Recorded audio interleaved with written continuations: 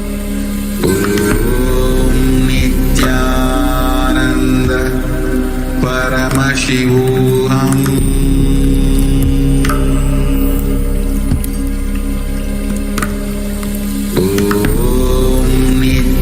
Nityananda Paramashivoham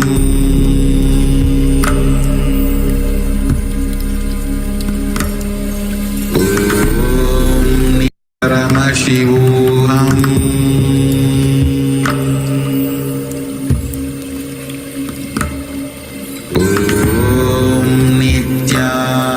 Nityananda Paramashivoham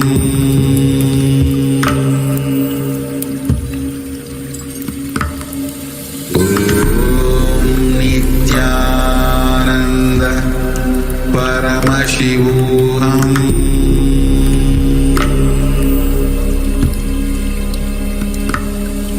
Nityananda Paramashivoham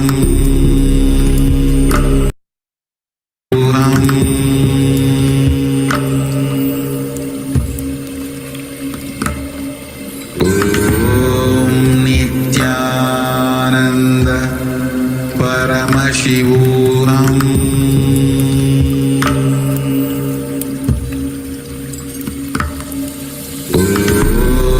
Nityananda Paramashivoham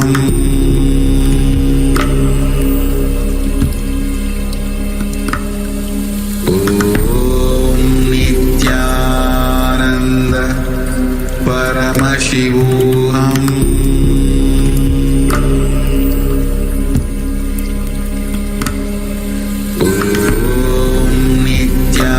Nityananda Paramashivoham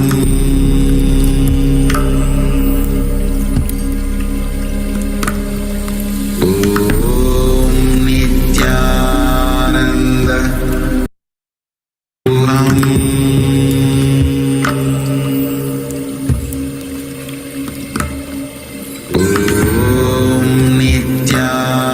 Nityananda Paramashivoham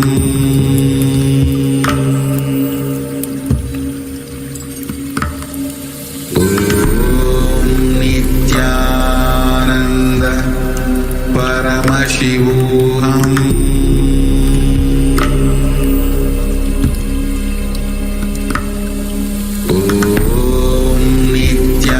Nityananda Paramashivoham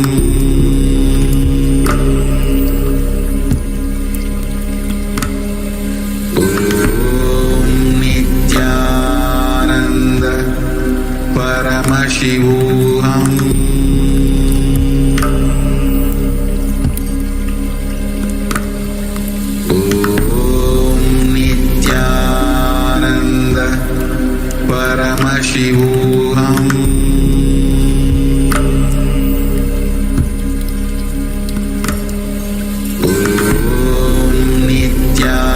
Nityananda Paramashivoham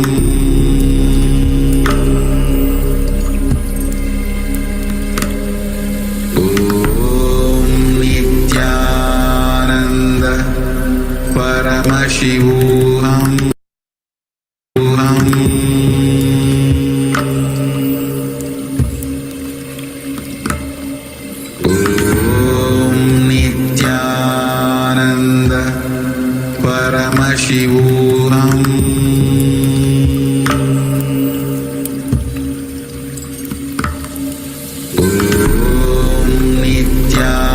Nityananda Paramashivoham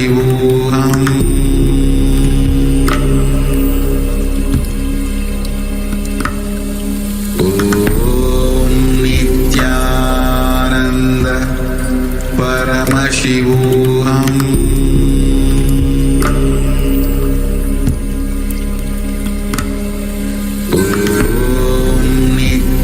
Nityananda Paramashivoham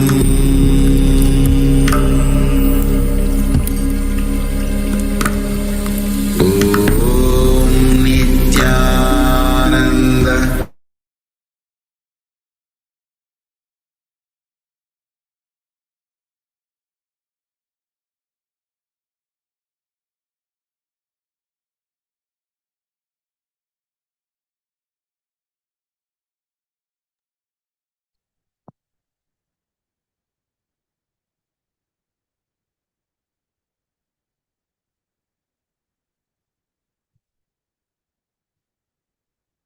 You can share your experience and get ready for the one more round of power manifestation.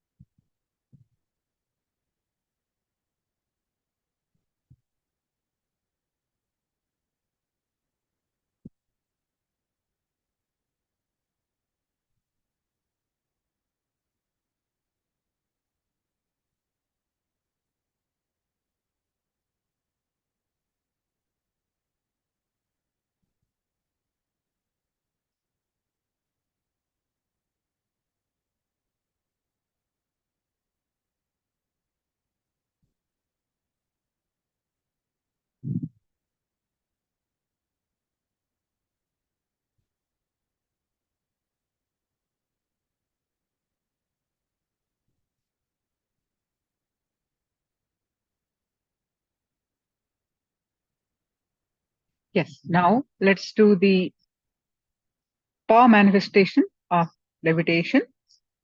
Please sit straight, sit in a comfortable posture, down. During the process, I had lots of fears of wealth creation. Now, so slowly getting organized about wealth manifestation. Wonderful.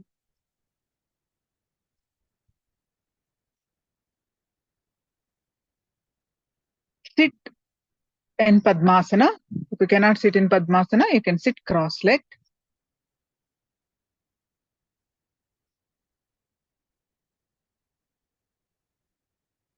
Hands in Samana Mudra, locked and in your lap.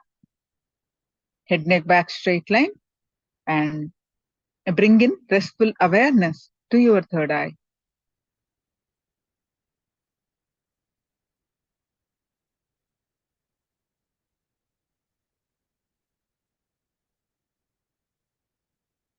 And fill your inner space with Swamiji's form. And start chanting the Mahavakya.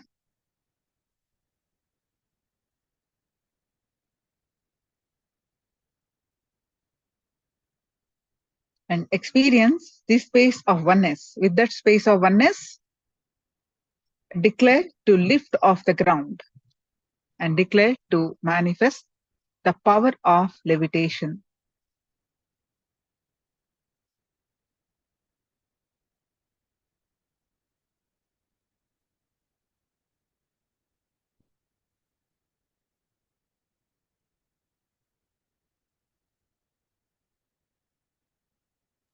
Powers of Mahasudashiva. Om Nityananda Paramashivoham. Om Nityananda Paramashivoham. Om Nityananda Paramashivoham. Om Nityananda Paramashivoham. Om Nityananda Paramashivoham. Om Nityananda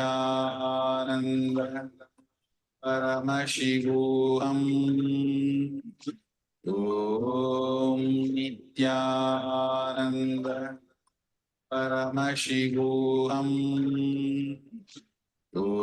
Om Nityananda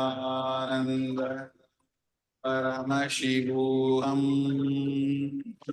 Om Nityananda Paramashivoham.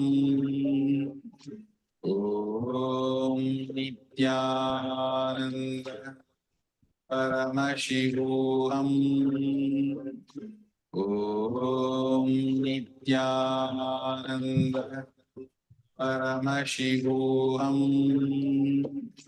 Om Nityananda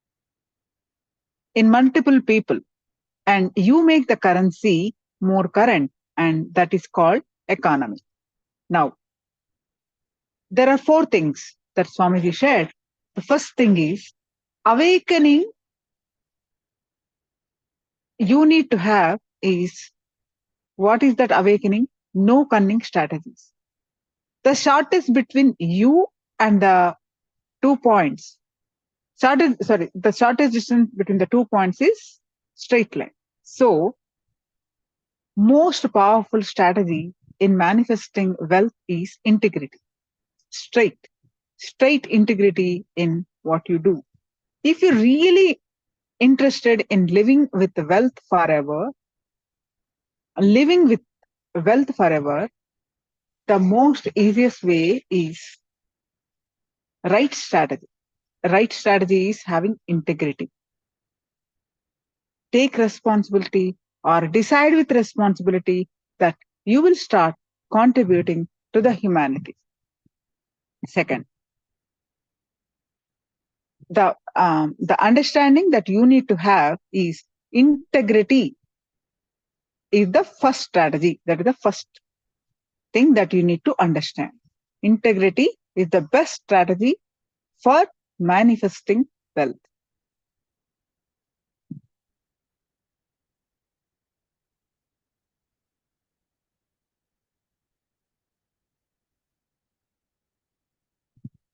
Second thing,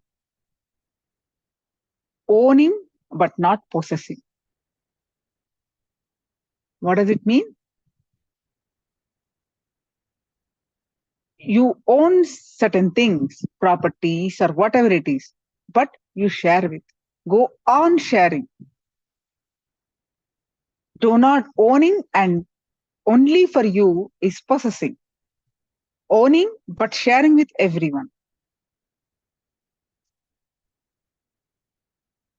You own and let everyone enjoy. That's the second thing. Third thing, bring brilliance in your sharing. Let your enriching be most authentic. It means every day update yourself. Ultimate should be not final. For you, something is ultimate today, which is not ultimate tomorrow. So it expands. So go on becoming authentic in your sharing. Enriching is the ultimate strategy. Next, important conclusion is, do not feel shy to encourage people to support you back to enrich the world. Be confident, courageous about what you are doing. Don't be meek, weak.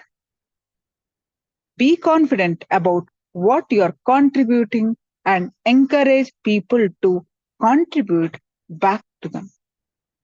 So you can continue to contribute. You can keep the dharma chakra alive. That's all. You should have these 4 conclusions. So now let's understand a short clip on awakening the wealth consciousness from Swamiji.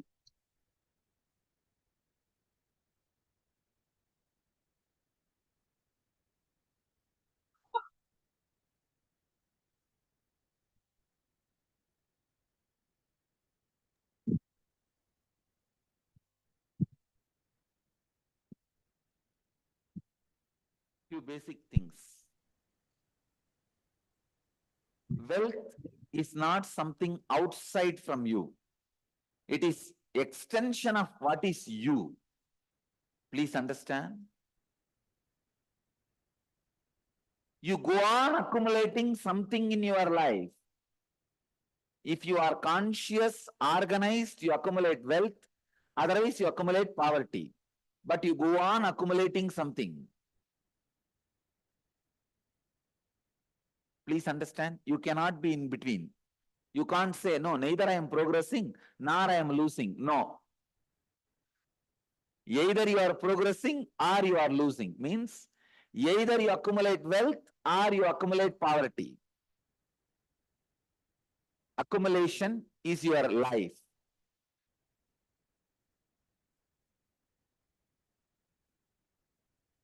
Wealth is not something outside you, it is extension of you. What you feel about life, what you feel about you, all these ideas only decide whether wealth is going to be around you or not. People usually ask me, why is Swami teaching about wealth to us? Who else you think should teach? Only a Swami can teach. I tell you, because your concepts about you plays a major role whether you are going to have wealth or not. There are so many researches. I can quote one research to give you an example. Ohio State University Sociology Department has done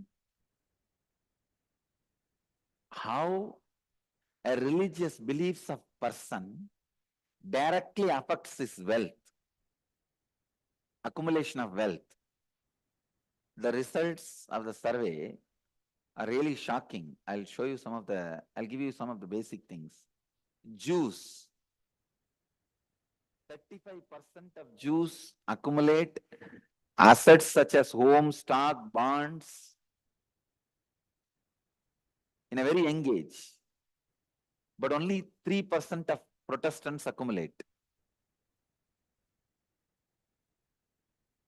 There are so many things. The asset poor, Jews are only 1%, but Protestants are 15%. Some 20 details. Average income of a Jew is 4 times more than an average income of a Catholic or a Protestant. All these are really shocking.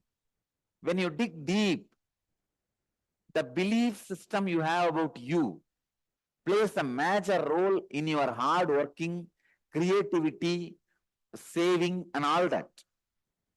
One more thing, unfortunately this university has not done study on Hindus, on India, whether on India or even in the US Hindus, they have not done study. I want all of you to know, Hindus in US are the richest ethnic group, richer than Jews. Richer than Jews. Please understand, 10% of the US tax is paid by 1% of Indians. Indian population, Hindu population in US is only 1% of US population. But the America's 10% tax is paid by Hindus. A richest ethnic community. Why do you think? The whole US medicine field is in the hands of Venkateshwara. The whole hospitality industry is in the hands of Swaminarayan. Means hotel, motel, patel. And all doctors, you should know that whole medical industry in US is in the hands of Telugus, Andhra people. Not just doctors. Doctor number is very small only. But the pharmaceutical companies, we have two major beliefs which makes us constantly save. One, you need to leave wealth for your generations. Only then they will give you Shraddha. After you die, only then you will live happily in the Pitruloka. Please understand, a normal American, if you talk to an average American, he will tell, my last check should bounce. Only we have the concept of leaving wealth for the next generation. But here if you see, and one more thing, during this global recession, 9 out of 10 Americans, means 90% of Americans were in depression. Please understand, needed to be clinically treated because of the global recession. In India, 7 out of 10, 70% of Indians do not even know something called global recession is going on because we have a 3-tier economy. Only 1 tier is known to government. Really, we have 3-tier economy. 1 tier only is accounted economy of India. All accounted, unaccounted, whatever the prediction you have about unaccounted, everything is only 1 tier. The 2nd tier is the cash which flows with men, which is unaccounted. In real estate, so many business.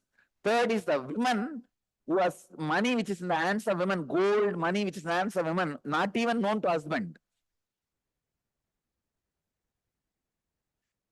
He doesn't, even husband doesn't know. Where is the government to know?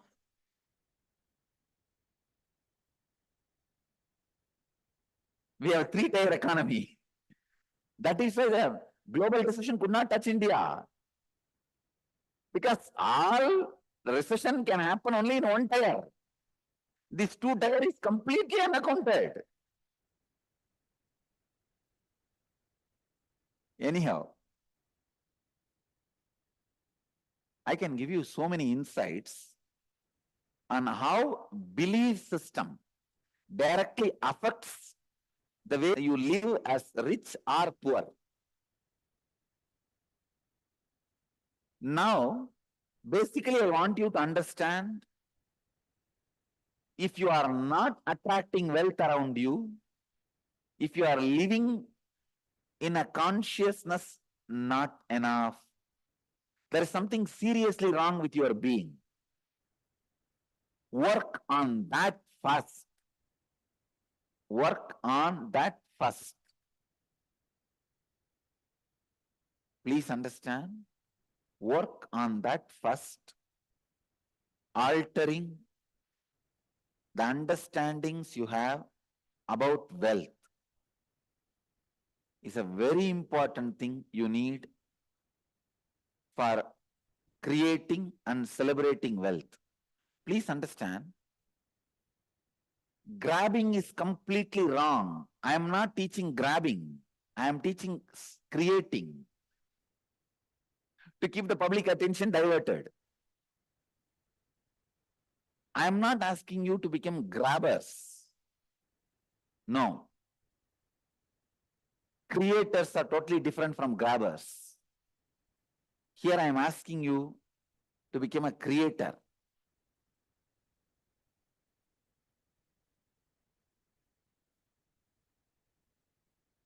Wealth is not just money and gold alone. It is the space in which you feel abundance. I'm not saying without money and gold, start feeling abundance. Have enough and have the space enough, both. Have enough, have the space enough, have both. Unfortunately, either you try to just have the space enough or have enough, and you are stuck.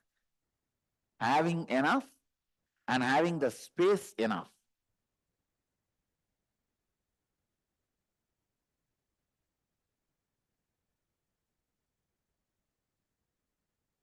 What do I mean exactly by creating wealthy consciousness?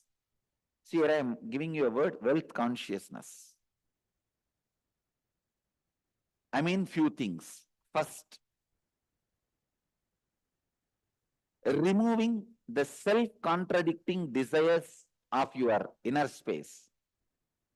Morning, you feel like you want to work, make $1 billion and become a big boss of a company. Evening, you feel like dropping everything and going and lying down in a beach and having vacation. See, one side, you enjoy the busy life. The other side, your mind just wants to get rid of everything. This constant oscillation, not having clarity, not having stability,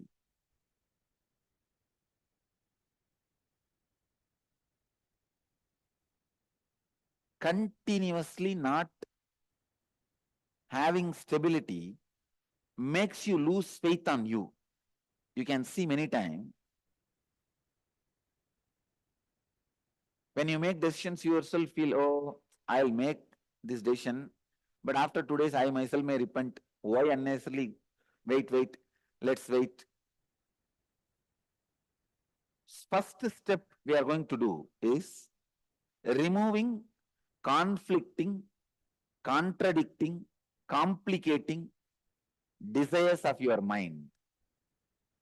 Please understand, conflicting means morning you want to do one thing, evening you want to do something completely opposite. That is conflict. Second, contradicting. Even in one statement you contradict yourself. I have seen sometimes people come and tell me, my headache should get cured. The more and more number of times you tell, my headache should get cured, my headache should get cured, you are strengthening your headache inside. Because any word repeated more and more number of times inside is going to become strong inside.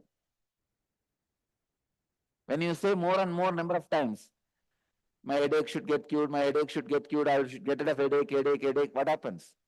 Headache becomes more stronger in you. More number of times you remember the headache. Many times, you strengthen your enemy inside you by repeating him in you.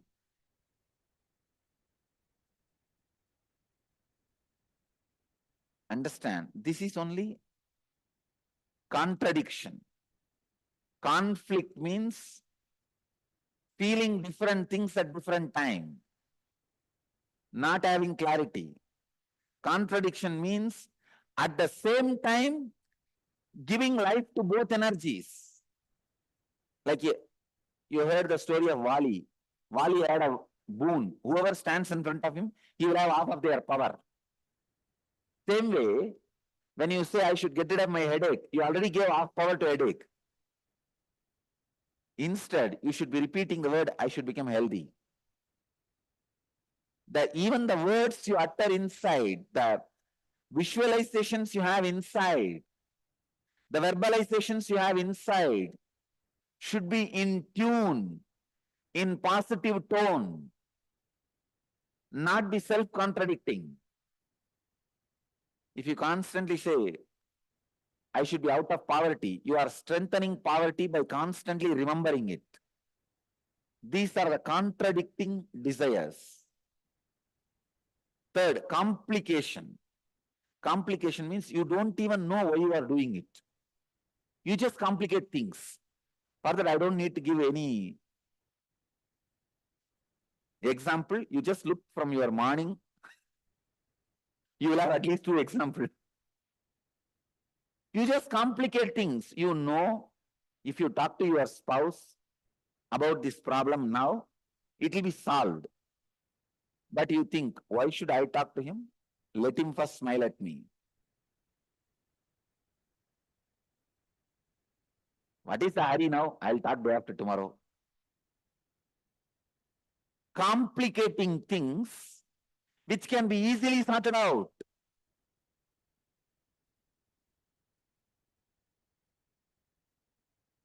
Many of your desires, your movements, your actions, you complicate. Because you have a prejudice, it cannot be solved. All of you understand? How you relate with yourself.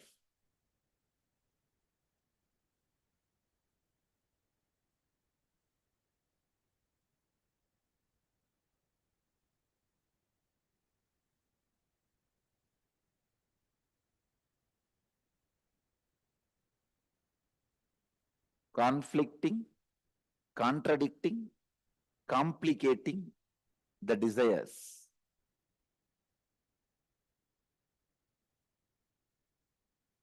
I also wanted you to understand how you relate with yourself. In 2 ways you relate with yourself. First, the lower identity or the lower ideas you carry about you, or the higher identity, higher ideas you carry about you. If I have to give an example, very small things, sometimes you feel, no, I cannot walk 3 floors and go to my office. So I don't want that job. Sometimes very small things, you complicate it so much and you really believe it is a big problem. I'm giving you one example. But look inside. You will see hundreds of examples where such a small thing, because of the lower ideas you carry about you, and same way sometimes you carry very high ideas about you, and very difficult things, very difficult for others, you finish it so easily because the ideas you carry about you. Now first I want you to work. I'll give you a small exercise to work on the ideas you carry about you, so that I lead you to the next level of conflicting, contradicting, complicating desires.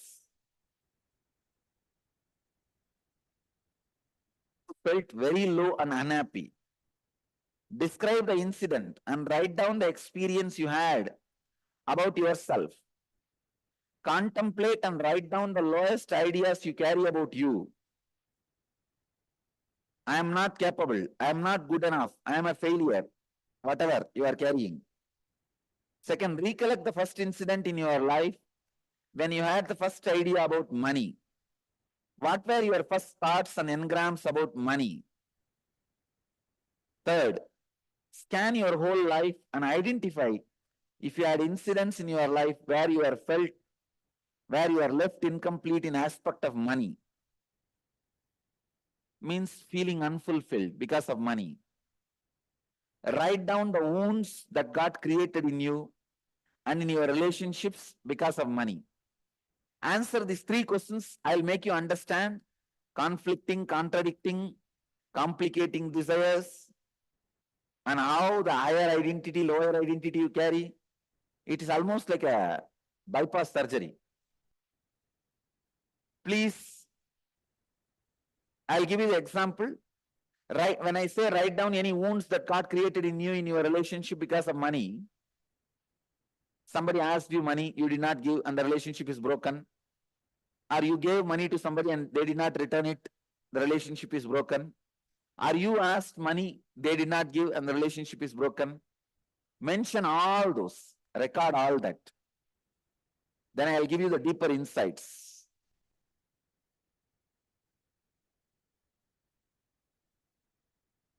First step, please understand. Stand, legs wide apart, at least 2 feet gap between the legs. Let me completely give the instruction, then you can do. Inhale as slowly as possible. When you finished inhaling, hold as long as possible. Then exhale as slowly as possible. After completely exhaling, hold as long as possible, your lungs empty. Inhaling as slowly as possible, holding as long as possible, exhaling as slowly as possible, holding the lungs empty as long as possible. All 4 actions slowly as long as possible. This is the first step. If you already have any heart problems, like blood pressure, any other heart conditions, please don't do this kriya. Others can do. This is the first process. Please start. I will guide you further in every level. Legs wide up.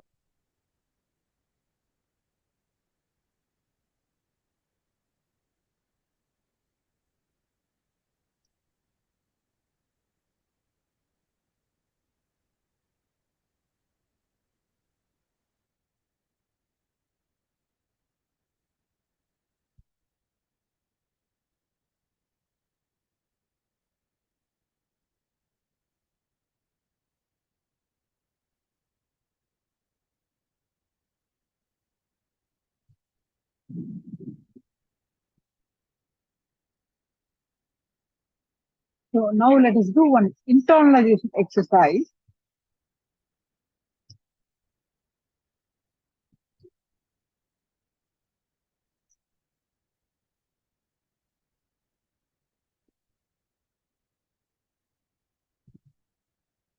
So let's check it out.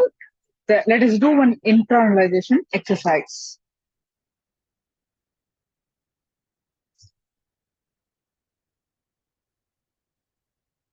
So what is wealth? Whatever you are understanding, let us do the intro. All right. So what is wealth as per Hinduism? Wealth is not something outside of you. This is the first statement you learn, right? But it is an extension of you. What you feel about life, what you feel about you, all these ideas only decide whether wealth is going to be around you or not.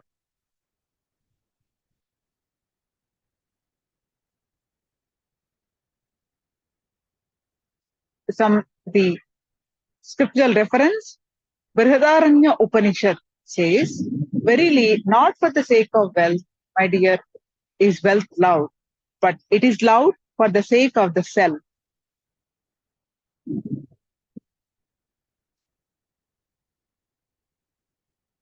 So what is wealth? What is abundance?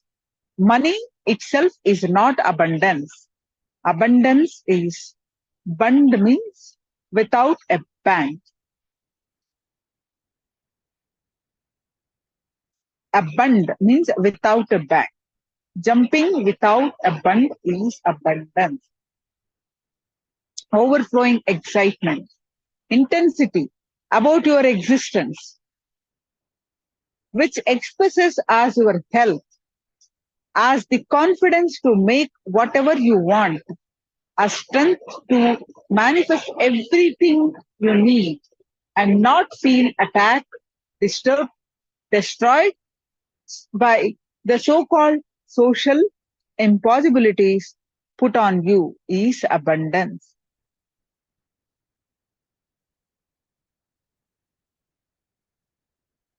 So right attitude towards money.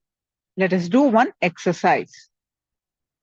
If you are conscious, organized, you accumulate wealth.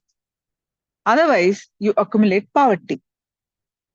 Money is simply an extension of your understanding about you, your strength on you, your strong belief on you. When a man decides to create wealth, not steal, he will have wealth and the great fulfillment he lived. So, how you cognized money, wealth, what are all your perceptions and beliefs and cognitions about money? Let's dig it out. What you are carrying so far, how you cognized about money. The moment you utter money, wealth, what are all the perceptions, beliefs, cognitions about money? What you have it. The moment you remember money, does it bring tremendous pain, suffering, impossibility, all that in you? What is the emotion or energy it invokes in you? So put your pen to paper and just keep writing whatever comes to your mind. The moment you remember money, does it bring tremendous pain, suffering, impossibility? What is that coming to you? So please pen them down. Few minutes to do this intro exercise.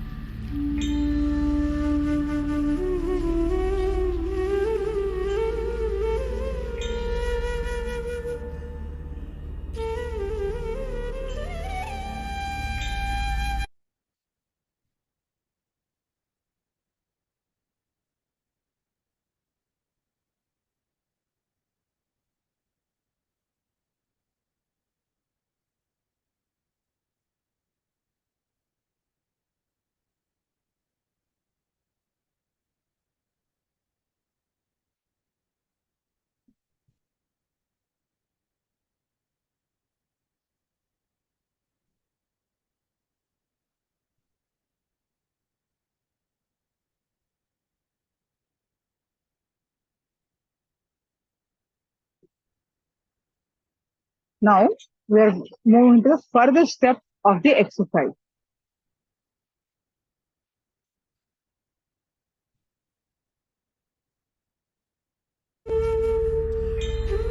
Now, whatever you have written, bring completion.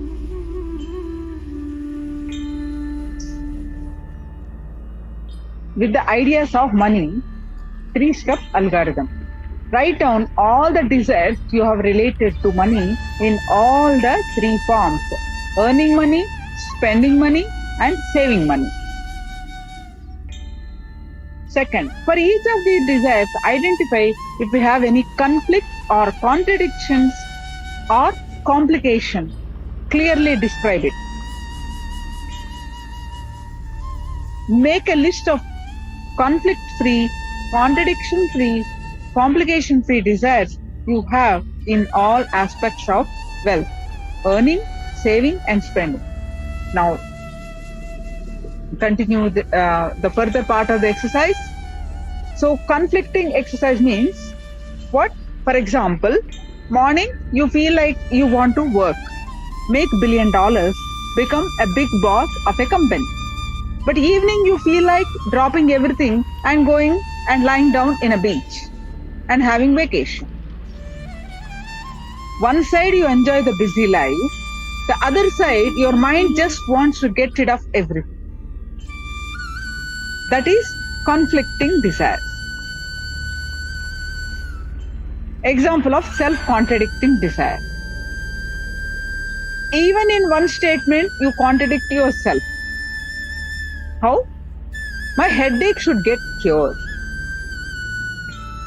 The more and more number of times you tell my headache should get cured, my headache should get cured, you are strengthening your headache inside. Because any word repeated more and more number of times inside, it is going to become strong inside. Understanding? The more and more you repeat the negative words, the more and more you are strengthening those words.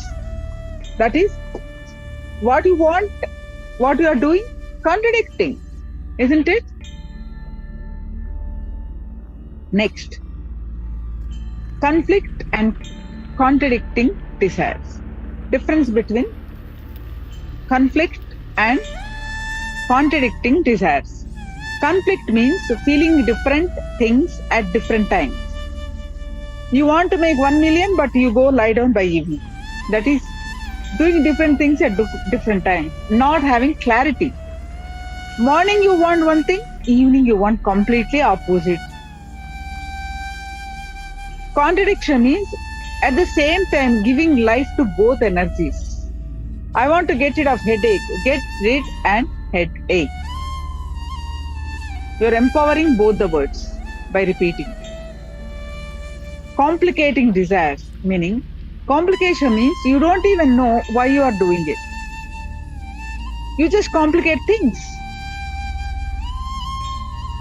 Example, if you talk to your spouse about this problem now, it will be solved, but you think, why should I talk to him? Let him first smile at me. What is the hurry now? I will talk to day after tomorrow.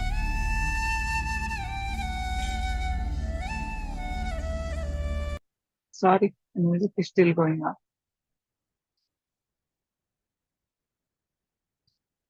So,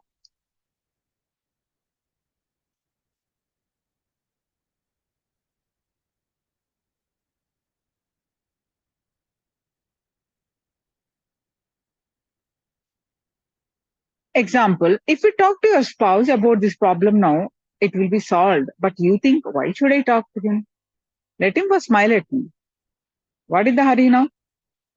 I will talk to day after tomorrow. So that means you're complicating things, which can be easily sorted out.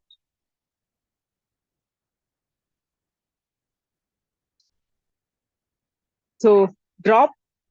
Okay, now bring completion. Now go back. You're understanding, right? Conflicting, complicated, contradicting, all that you understood now.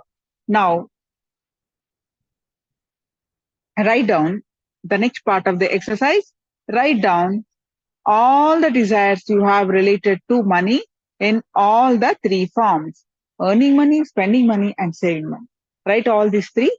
Take few minutes and write down in all.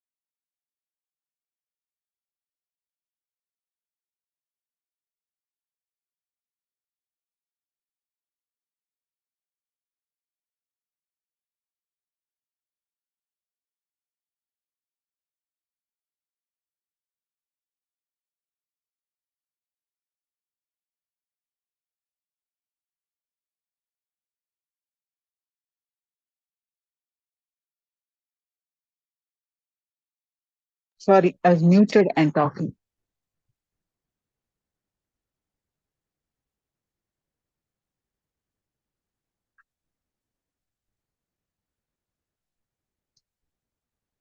So wealth is not a thing to be created on or managed. It is you. It's an extension of you. If you're not having wealth, be very clear. The flow of your very being has some serious flaws. Wealth is your personality. If you are fully alive, you would be naturally creating and enjoying wealth. If you're not wealthy, it means that some part of you is still struggling for complete expression.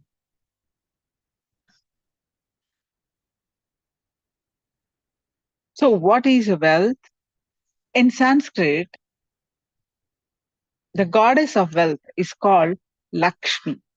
The word Lakshmi means intensified goal.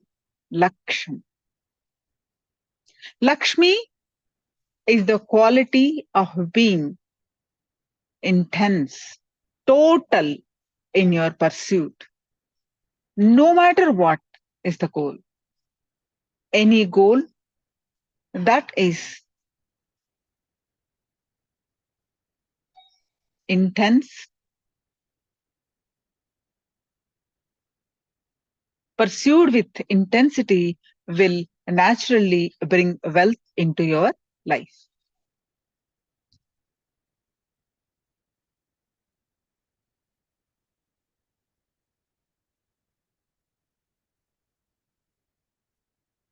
Now, attracting wealth. Let us understand.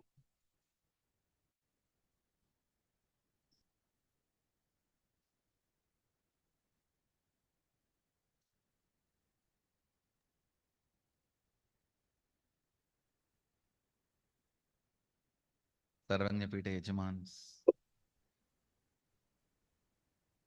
Tanedars, Mahans, Shri Mahans, Kotaris, everyone sitting with us all over the world in more than 100 centers in almost all time zone all over the planet Earth.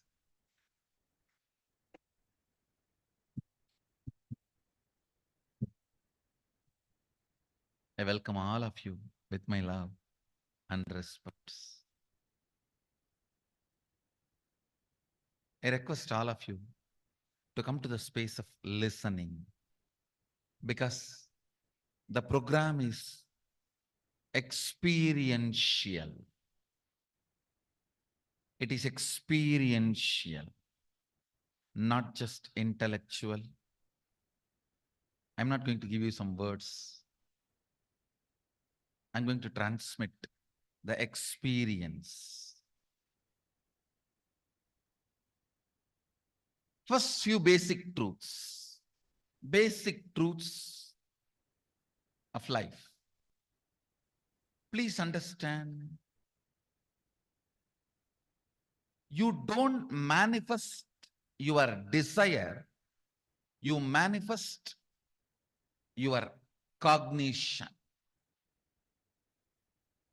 You don't manifest in your life your desires, you only manifest in your life what you believe, what you cognize, what you perceive as reality. Most of us say, oh, I really desire wealth. I desire happy life. I desire health. Then why are you not manifesting it? The science of manifestation. Very important sacred secret you need to know is, you do not manifest what you desire, but you manifest what you believe, what you cognize, what you perceive as reality. The gap between your beliefs and your desires. Listen carefully. I'll give you an example. Many of us say, I really desire wealth. But deep down you believe wealthy people are arrogant people, bad people. They do a lot of wrong things. If you believe wealthy people are arrogant, bad, wrong, they do many wrong things, they exploit others. If you have that belief, how are you going to manifest wealth in your life? Understand? Wealthy people are not bad. Those people who are bad, even if they don't have wealth, they will be bad with some other reason. They will be egoistic with some other reason. They will be exploiting with some other reason. I have seen people exploit their poverty. I have seen here in the ashram many times. The way they demand, if you don't attend to their demands even 1 inch, oh, because we are poor people, you don't attend to us?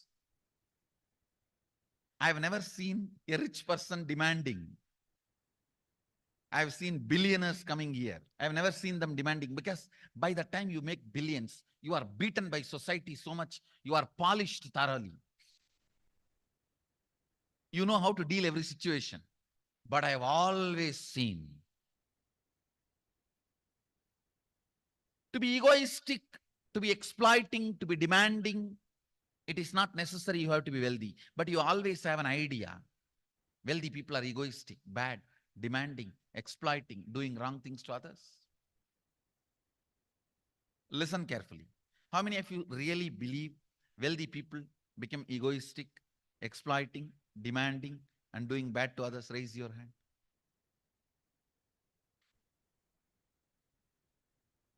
When you believe something, you will manifest only that. You don't manifest your desire. Your desire is very superficial. Your reality is made out of the stuff called your perception and cognition, belief system. Your reality is not made out of your desire. Your desire is not the material out of which your reality is made. Your perception is the material out of which your reality is made. If you desire wealth, but you believe, perceive, cognize wealthy people are bad, or wealth is too much responsibility, naturally you will not manifest wealth in your life. The gap between your desire and your perception is what I call mental patterns. Listen carefully. You desire wealth, but you believe it's almost impossible for you. Various reasons. The fight which goes on between your desire and your belief is mental patterns. That is mental patterns. Listen carefully. This whole 2-day program is all about wealth. I'll be helping you to complete many of your wrong perceptions, cognitions, beliefs about wealth consciously, experientially. I tell you, in the modern day, tons of researchers are proving one truth. I can give you at least 1,000 studies and researches. Anything you cognize, you create a certain energy field about your cognition. You attract situations, people, everything around you to make that cognition into reality. All you need is will persistence. Will persistence means not next 12 years sitting and doing meditation. No, I don't call that as a will persistence. Your decision, you are not going to give up your intention, is all I call will persistence. You can continue to be eating, sleeping, driving, doing your routine. You are not expected to sit under a tree and close your eyes and do something till your jata grows and penetrates the ground. No, I don't call that as a will persistence. Deciding not to give up on your intention is will persistence. I'll repeat this basic few principles because I'm using many new words, technical terms. Listen. You do not manifest your desire, you manifest your belief. You always desire health, but you strongly believe your dad had diabetes, you are going to have it. Understand? That's a difference between desire and belief. You desire health, but you believe strongly, oh, my father had diabetes. I think I'm almost there. Unfortunately, the science of manifestation is not what you desire, but what you believe. The science of manifestation is not what you desire, but what you believe, what you cognize, what you perceive. The gap between your desire and your perception, that is what I call mental patterns. It goes on affecting you. Understand? Your mental patterns goes on affecting you, but you always tell, I'm too busy to repair myself. Okay? Sit in a broken car and go on be rotating the handle or pushing and pulling the gears, do whatever you want. You are not going to move 1 inch. And if somebody says, please, why don't you repair your broken car? You are not moving. No, I'm too busy to repair. I can't get down now and repair because I am hurriedly going to some place. That is utter stupidity. Let's get down and repair. Let's get down and repair. If we are not moving, if we are stuck somewhere, let us not give reasons. Let us be really ferocious and clean it up. Let us be really ferocious and clean it up. Listen intensely. You also start cherishing from young age. Stress-free, relaxed life means poverty. Please understand, if you look in and see your visualizations about stress-free, relaxed life, it is always indirectly associated with poverty. You strongly believe carefree life means irresponsible, means no responsibility. And deep inside, you do believe poverty is good. You do believe poverty is good. Deep inside, unfortunately, the life negative religions put certain reverence and respect for poverty. One good thing I found throughout the Upanishads, not even in one place poverty is respected. That's the only reason till British came, we were the largest economy.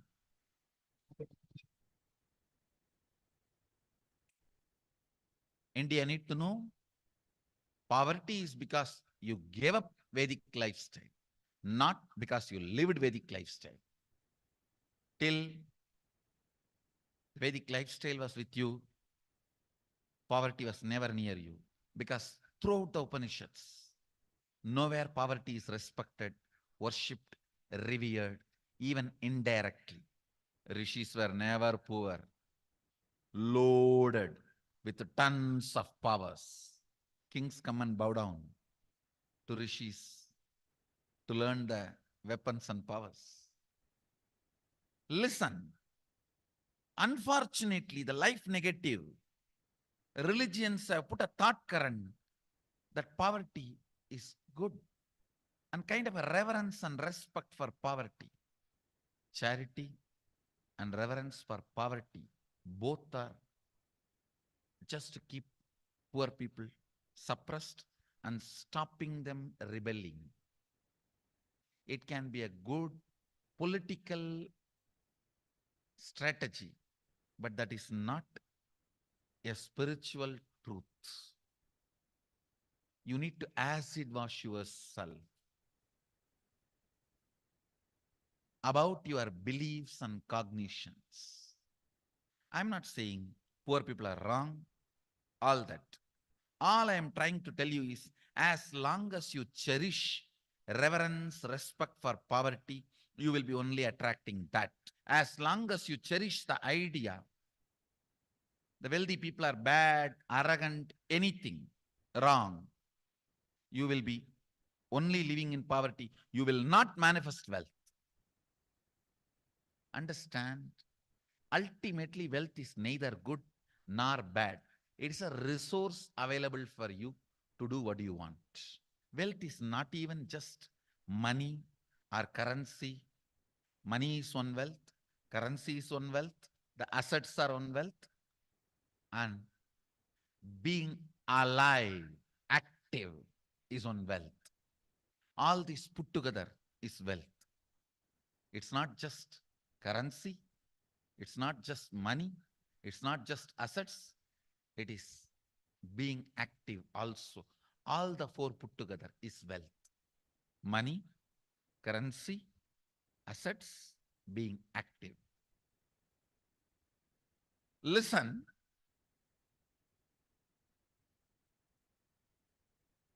wealth is neither bad nor good. It's an utility. It's an utility, that's all. If you want to have, manifest in your life. If you don't want to have, leave it. It is that simple. That is where the problem starts now. No. It's not that simple. I am trying to manifest for last 25 years. You are trying to, but you are not manifesting. Please understand. You may be having desire, but you don't have belief. That's a difference. Desire is different. Belief is different. Desire is different. Belief is different. You may be desiring to have wealth. You may not be believing it as your possibility. You may not be perceiving it as your possibility. You may not be cognizing it as your possibility. Understand? The first and foremost important step we need to do to create an energy field of attracting wealth. As I mentioned, there are tons of researchers proving in the modern day, anything you cognize, you become energy field for it. And you attract situations, persons, knowledge, everything required to manifest that cognition into your reality. In these 2 days, I commit with you, I'll clean up all the mess inside you. The gap between your desire and your perception, that mental patterns, that's what I call mess. I'll clean up. That's one. Second, I'll create an energy field in you to attract wealth and manifest wealth. This too is only the goal of this 2 days program.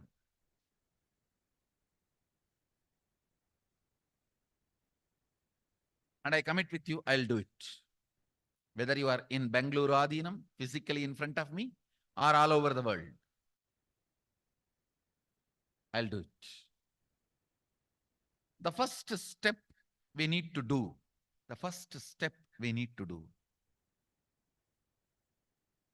looking back, the gap between your desire and your cognitions. How you started perceiving wealth, money. How you started perceiving. I can tell you a small story. First time, how I was introduced to money and started interacting with money. I still remember my 3rd birthday. My father has given me a Ganesha who actually ate food. If you have read my biography, you would have read the incident. If you are interested, you can go to YouTube where I have narrated the whole story. I was given that Ganesha as a gift and I was so curious and busy with playing with the deity. And then in Indian village, we have a habit, all the family elders will give coins on the birthday as a gift to the kids. So I was sitting and playing with my Ganesha and all the family elders came. I am supposed to bow down to them. It's a tradition. So I touch their feet and they will give money. A lot of money got collected. Must be some 70, 80 rupees. In those days, it's a big money. And for a kid, it's a too big money. And it was too much of coins and notes. So my father helped me to pack the whole thing in a hand key. So I looked at him and asked, what should I do with this? He said, you can buy whatever you want. I said, I don't need anything. I only wanted this Ganesha. You already gave it to me. I don't need anything. He said, then you can give it to anybody you want. So I just called all my cousins, brothers, everyone was playing. I grew up in a large joint family. 27 of us grew up together. So it's almost like a one school, small school. So all of them are playing. I called in my loud voice, hey, anybody wants, come and take this money. I don't want it. So 4 or 5 kids were running and my elder brother ran fast and took the whole thing, whole hand key. My father told me to tell my elder brother to share everyone, to share with all. I said, I have decided I don't want.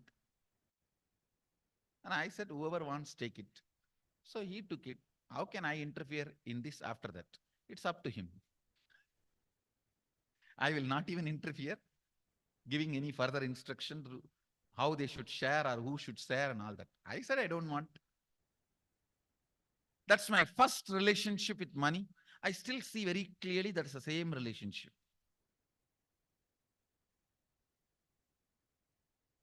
Still, I don't touch money. I don't handle. Never felt the need. Anyhow, I'm not saying this should be your pattern or this should be your... I'm just giving you an example how I started relating with. So now dig out how you started relating with money. That was actually my completion with money. I touched first time money only to give dana. Still I am doing the same thing. Still I touch money only to give dana. How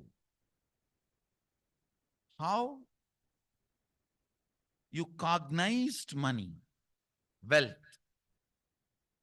what all your perceptions and beliefs and cognitions about money.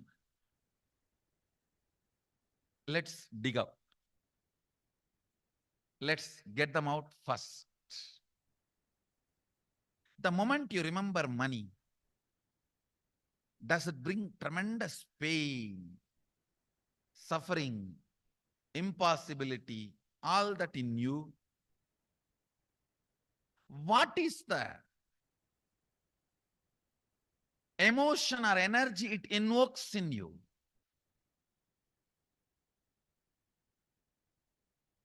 So put your pen to paper and just keep writing whatever comes to your mind. If you feel tortured, irritated, the moment you think of money, whatever you think, money is difficult, money is impossible, money is, unless you cheat, you can't get the money. Even if you cheat it, somebody will cheat from you. So much goes on inside you about money. Your incompletions with money. Just spend few minutes and let's dig out all the incompletions, mental patterns we have, perceptions, beliefs, and cognitions we have about money. Listen, the first step we need to do now, cleaning up, completing these mental thought patterns, the incompletion patterns related to wealth, and stopping them from recurring. Please understand. Biggest problem is when you do not recognize something as a pattern, it continues to exist in you and recur. Please understand. Recurring. For example, today you remember, yes, I have a lot of incompletions and patterns. Incompletion means, let me define.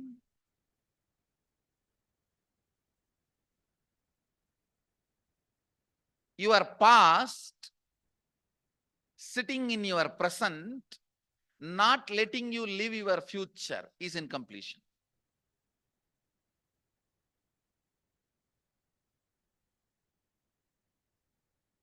It has no logic. Because you lost love of somebody, you decide never to love again. It has no logic.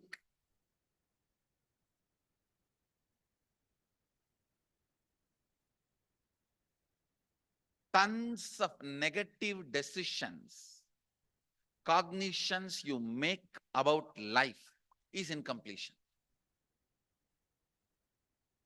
I'll give you one small example. 8-year-old kid is in the classroom. Teacher asks, who is the first Prime Minister of India? The kid jumps on the bench and shouts, Mahatma Gandhi. Naturally, the whole class laughs. Because Mahatma Gandhi is not, neither is Mahatma nor is first Prime Minister. Okay, that you leave it. When the whole class laughs, she decides never to come in the front, jump up and be active. Even after 50 years, if she becomes a CEO of a company, in the team meeting, she will be telling her ideas to somebody else and somebody else will be presenting. Even if she is the head of the meeting, she will continue to suffer the decision she made at the age of 8. How many of you see this is happening even in your life in some form? That is what I call incompletion.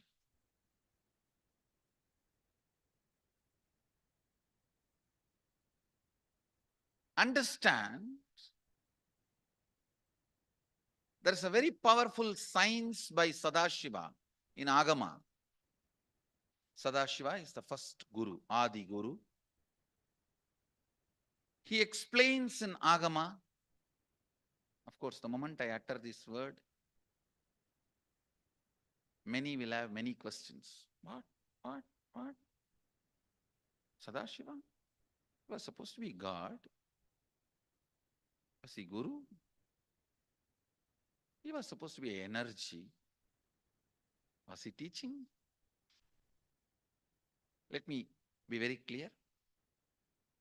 He is the pure consciousness beyond time and space, but he also assumed form within the time and space, the formless came in form many times and taught the great spiritual truths to the world. We should not even use the word was. Is the right word.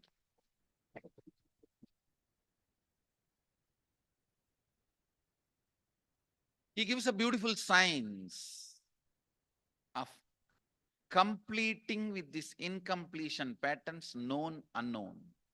Understand, if you know the reason for certain pattern, it is called known pattern.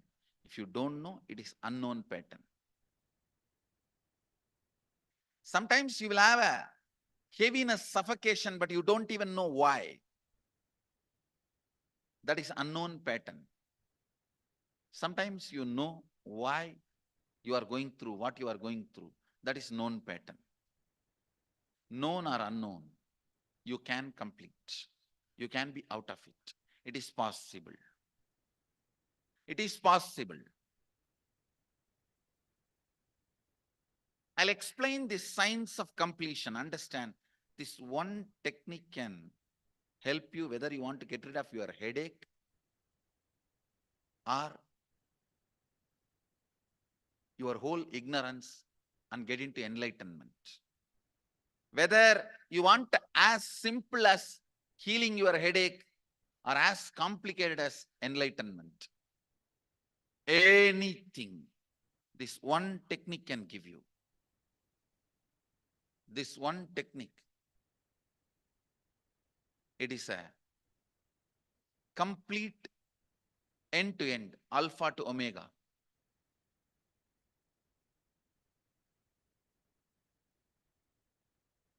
It's from Sadashiva directly. In the Agama, 94th verse, 22nd technique. The chapter is called Shivajnanopanishad and also called as Vijnana Bhairava.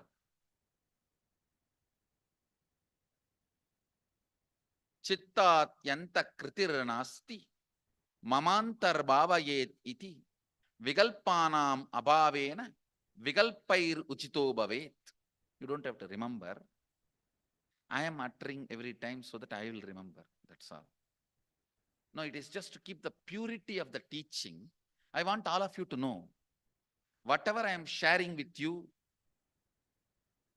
is my personal enlightenment experience, which is in tune with the earlier master's experience. My apta pramana, my atma pramana in tune with the apta pramana, means the earlier masters, the shastra pramana. Only that can become your sakshi pramana. Never learn from a person who does not have atma pramana, enlightenment. He will be only pandit, repeating. Same way, never learn from a person who claims, yes, enlightenment, but does not keep his experience in tune with the Shastra Pramana and shares with you. It's always dangerous. Maybe it must have been good for him, but we don't know whether it is good for all of you. The Atma Pramana should always be acid washed with Apta Pramana, Shastra Pramana. Only that should become, only that can become Sakshi Pramana, experiential reality for you. Never learn from anybody who has only knowledge, not experience.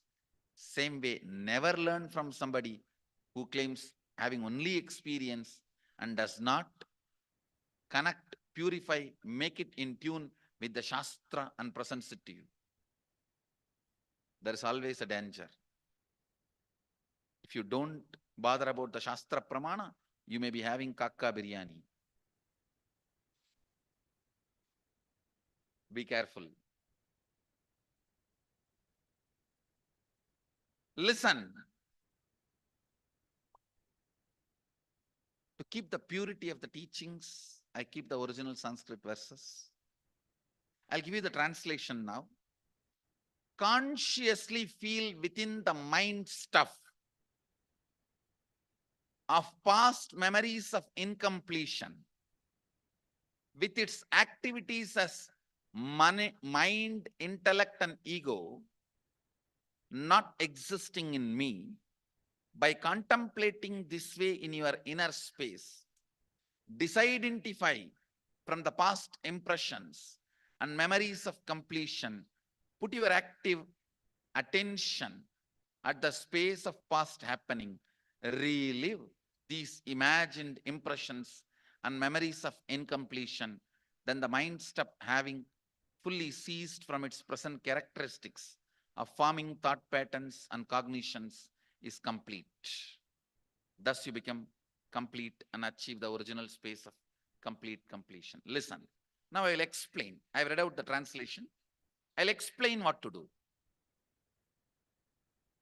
Now you wrote many of the patterns, incompletions, thought currents you are having about money,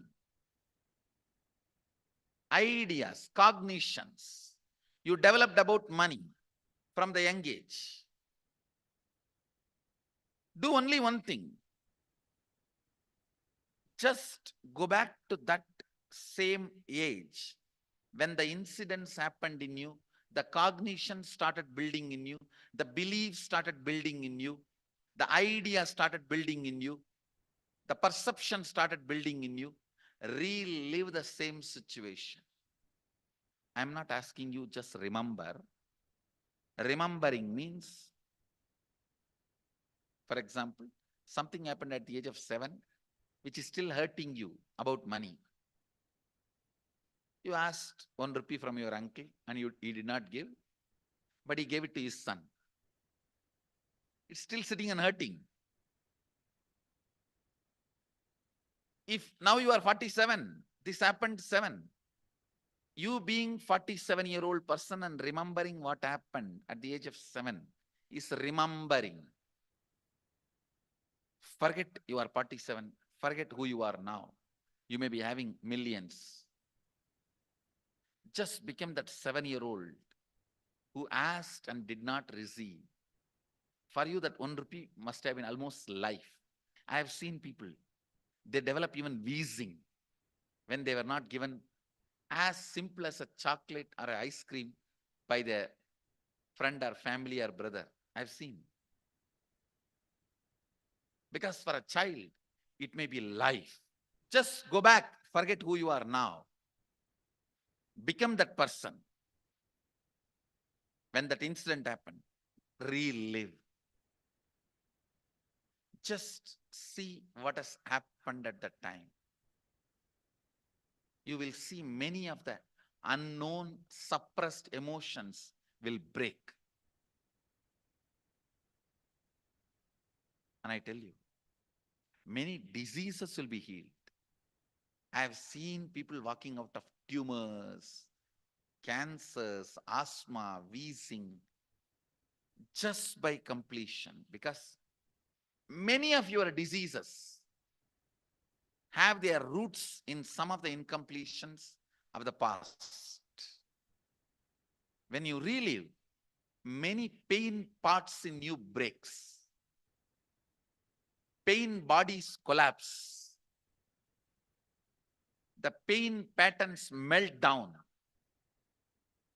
which completes many other issues which you don't even remember.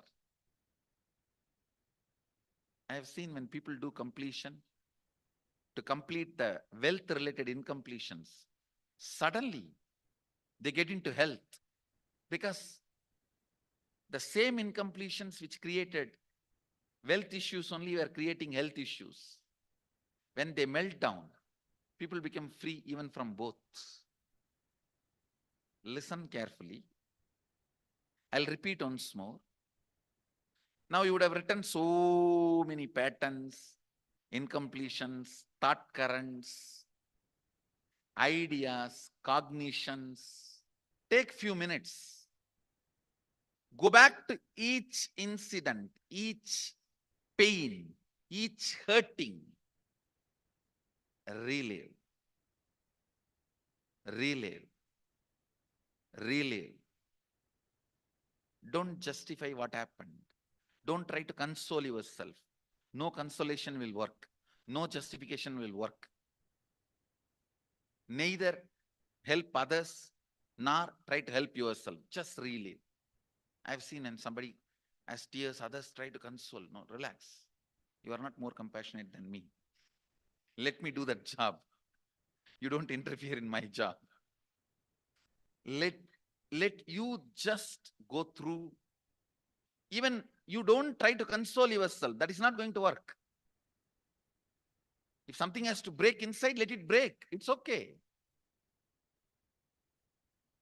When you relive, the powerlessness, incompletion loses power over you. I'll guide you step by step. And I commit with you, I'll lead you all to completion. And I know how to awaken, trigger the incompletions in you and break them, help you to relive and relieve. I am supporting all of you. Have courage. Let's clean up.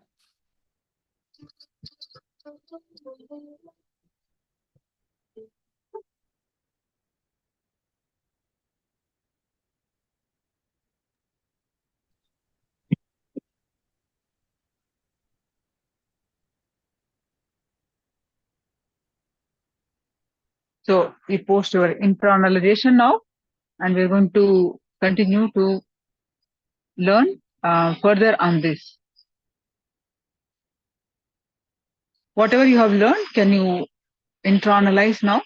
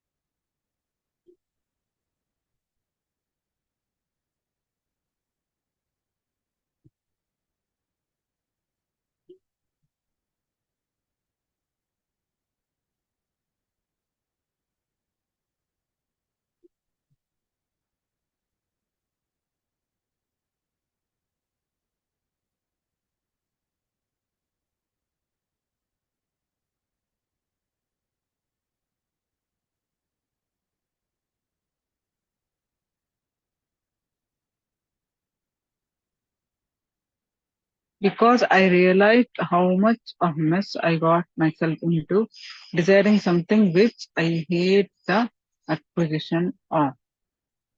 I can be desired an incident which stressed me and perturbed my relation with money.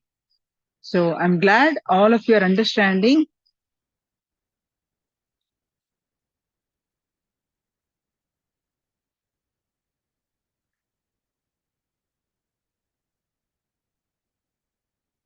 Now, continuation of what we are learning. We're secrets of attracting wealth. Now we are going to continue to listen the next part of it.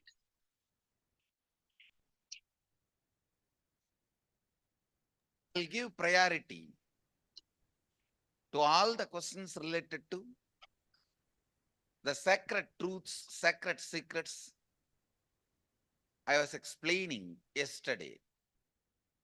I'll give you the gist again in few minutes. First thing, you do not manifest what you desire, but you manifest what you believe. You manifest what you perceive. You manifest what you cognize. If you cognize struggle as you, if you believe you as a struggle, you will manifest only that. If you believe, if you cognize, if you perceive you as the ups and downs, you will manifest only that in your life. So the first basic truth. So if you perceive yourself as a struggle, you will manifest only that. And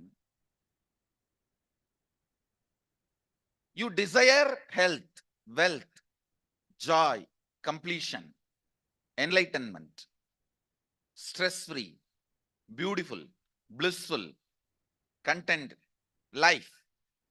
But you perceive you are not qualified for that, or that is not going to happen for you. You are not capable of taking responsibility for that. Unfortunately, you manifest what you perceive, not what you desire. Unfortunately, you manifest what you believe, not what you desire. Now, this gap, struggle, is what I call incompletions, mental patterns. When the completion starts happening, your perception, your beliefs become your desires. Your desire and your beliefs becoming one is what I call completion. Then simply you start manifesting. What do you want to manifest? Listen. I am revealing one of the important sacred secret, cosmic truth. Upanishad says, if you reveal the divine secrets to unqualified people, your head will burst. First, when I read that, I thought, oh, this is just to frighten us. Actual problem in your life towards enlightenment, higher consciousness, or to achieve anything you want to achieve, to realize your intention to be. If you have missed today morning LSP, I recommend and request all of you to see today morning the Living Shuddhadvaita process. It's freely available. Please watch, listen, that will really help you. That's like a complimentary session to this whole Secrets of Attracting Wealth program. I'll give you the essence.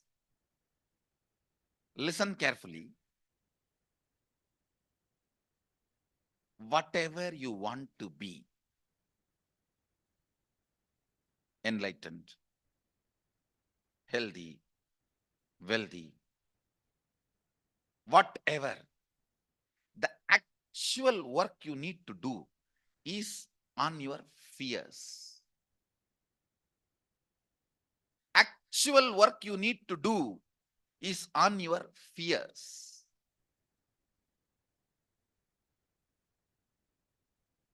You are working on many wrong things. You think you need to work on your desires. You think you need to work on your energy. You think you need to work on your activism.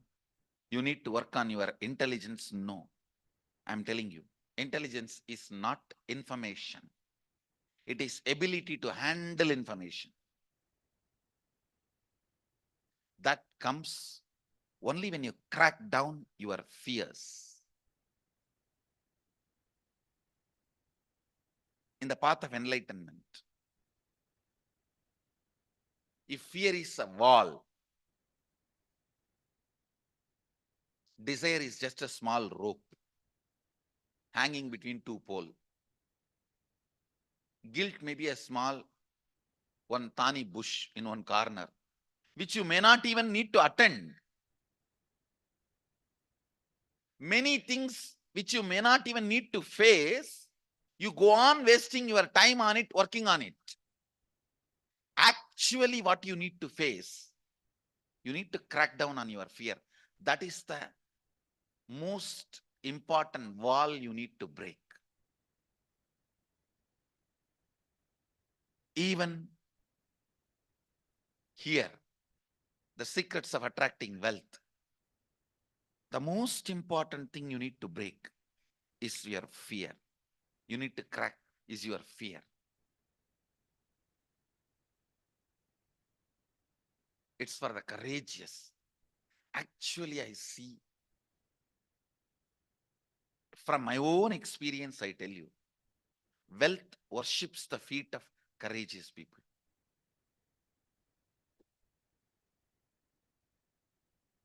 End of the whole secret. You may think, looks too plain, too bland.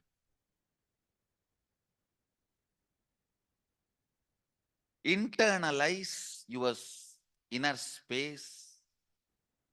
Internalize this truth.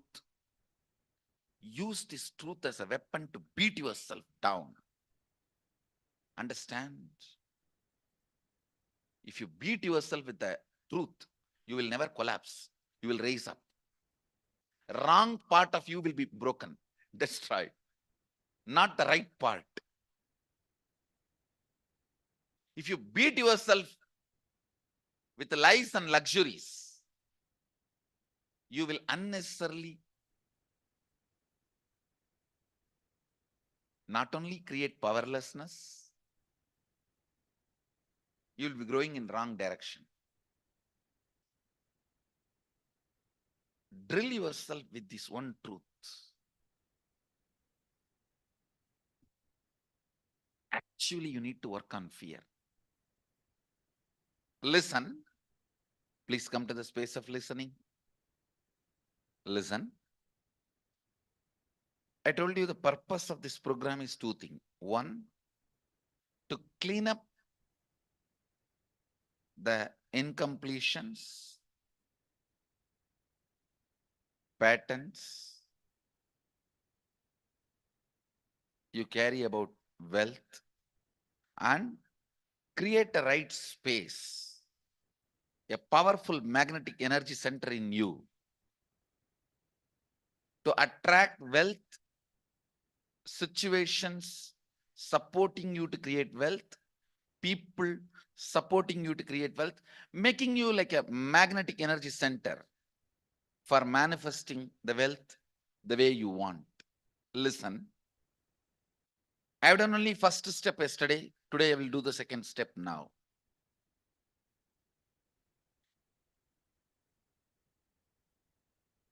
It's not magic, some mantra, some jatu. No. It's a clear science. Anything you decide as your perception, belief, cognition, intention, life, you become magnetic energy center for that. That is why the psychiatrists are the most, that is the profession where more number of people become mad. No, really. Psychiatrists are the profession where the maximum number of people become mad. You don't know. It's a statistics actually. They need this punishment because these fellows make everyone believe they are mad. No, recently the stupid fellows, this whole psychiatry association has gone crazy. They declare every human emotion as a disorder. Now, just to bring whole world under their umbrella as their passions, they make everyone believe their passions. And finally, they become sick, mad. Really. Listen.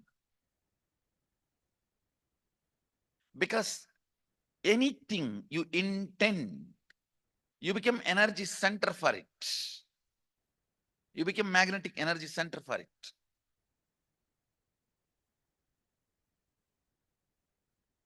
Now, consciously decide what do you want to manifest in next 3 months in your wealth field. Please understand. Now I'm going to awaken your Kundalini Shakti and concentratedly make it flow in the direction of your wealth. I'll make your intention now as an energy field for you. Next 3 months, don't even plan for some 30 years, no. Next 3 months, what do you want to do? Don't even plan with your abilities. Here, just your abilities are not going to be working. My abilities are also going to support you. So don't have the restriction based on your ability. You write clearly what is your intention. What is it you want to manifest in next 3 months in the field of wealth? Whatever you think as wealth, sometime you may think more than money, currency, some person as a wealth for your life, or some situation as wealth for your life, or some being active, or whatever you consider as your wealth. Sometimes people feel even extraordinary powers as your wealth. Whatever you consider as your wealth, you want to manifest, attract in the next 3 months, please pen down. Decide very consciously, because I'm going to stream your Kundalini energy into this thought current, into your intention. So it will become reality. Please do not take it light. I bless you all. Let your desire become intention and reality. Let's all radiate with integrity, authenticity, responsibility, enriching, causing, living Shuddhadvaita Saivam, the eternal bliss, Nityananda. Thank you. Be blissful.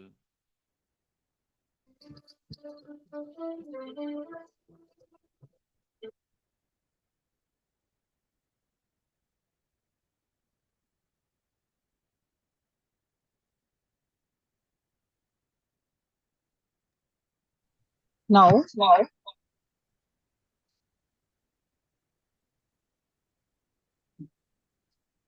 we're going to learn some question and answers related to attracting wealth. The practical question and answers that Swamiji has answered.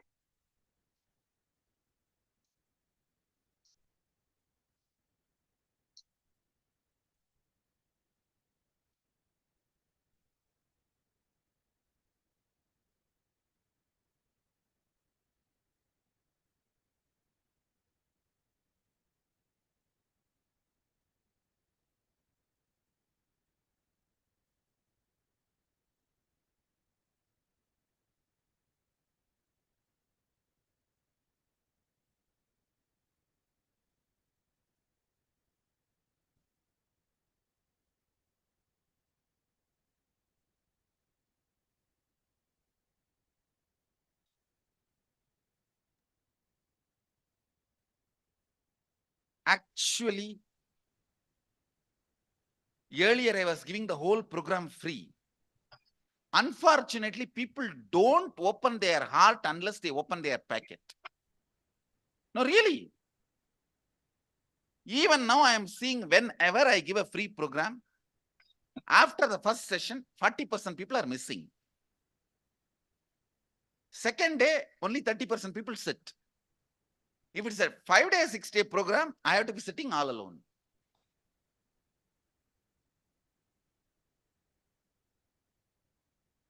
That is when I decided, let me talk to people in their language. Even now, the whole inner awakening, whatever I teach, whole thing is available in the YouTube, in my channel freely. Paying for inner awakening itself is a religious action. That itself makes you matured to listen and receive. Now, I saw it experientially. Unless you do that, you don't open up. I am seeing, see now I am handling millions of people in last 12, 13 years of my life. That is the reason I kept the money, and I tell you, never, when somebody has an intention, money will be a problem. And I am powerful enough to shower you with wealth the moment you have intention to be here to learn. I will not allow the money to be a black cage for your enlightenment. Understand? I am uttering these words with a lot of responsibility. And Rose, I tell you, you will have wealth just like that. You will be here to attend the inner awakening. I just wanted to ask one thing. How many of you just made the intention, simply money happened, time, everything happened, and you attended the inner awakening? Raise your hand. Just raise the hand. Rose, please look around. Just look around, see the hands up. How many hands are up? All of them are Nityananda's witnesses. All of them are witnesses for my power. So with these witnesses, I give you the commitment. Make the intention, you will be here. And I actually tell you, inside when you iron out, outside ironing out is my responsibility.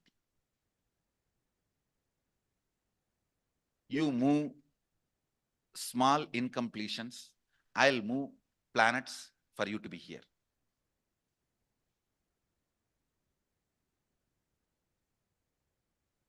It will be the best investment. You will be doing it on yourself.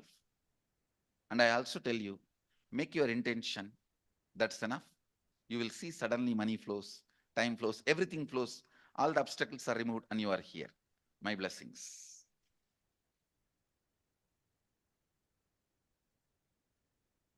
Please go ahead. Nityanandam Swamiji, I'm Vikram from Chennai. I have a question about my MLM business. I got the blessings from you nearly around 1 year back for my MLM business. But till now, I have not been able to make a single sign up. No, listen. Where is the mistake Listen, I'm making? listen. You got my blessing. You did not give your blessing to it. Understand? My blessing is available everywhere. Always. And at least take the responsibility to assimilate my blessings. Look in, where are the patterns? How much of actual belief you have that you will be able to make it? What's the effort you put? What is actually, where are you? How that business occurs to you? How you occur to that business? Ask these basic questions. You will have answers. And if you straight point blank say, I had your blessings and still I have not made. Yes, my blessings are there. It is like people come and ask me, Swamiji, bless us, we should have a kid. I say, Tathastu. And then you come back after 5 years and say, we took blessings from 5 years from before and we did not have kids. My blessings are there. There. Come on. There is something you need to do.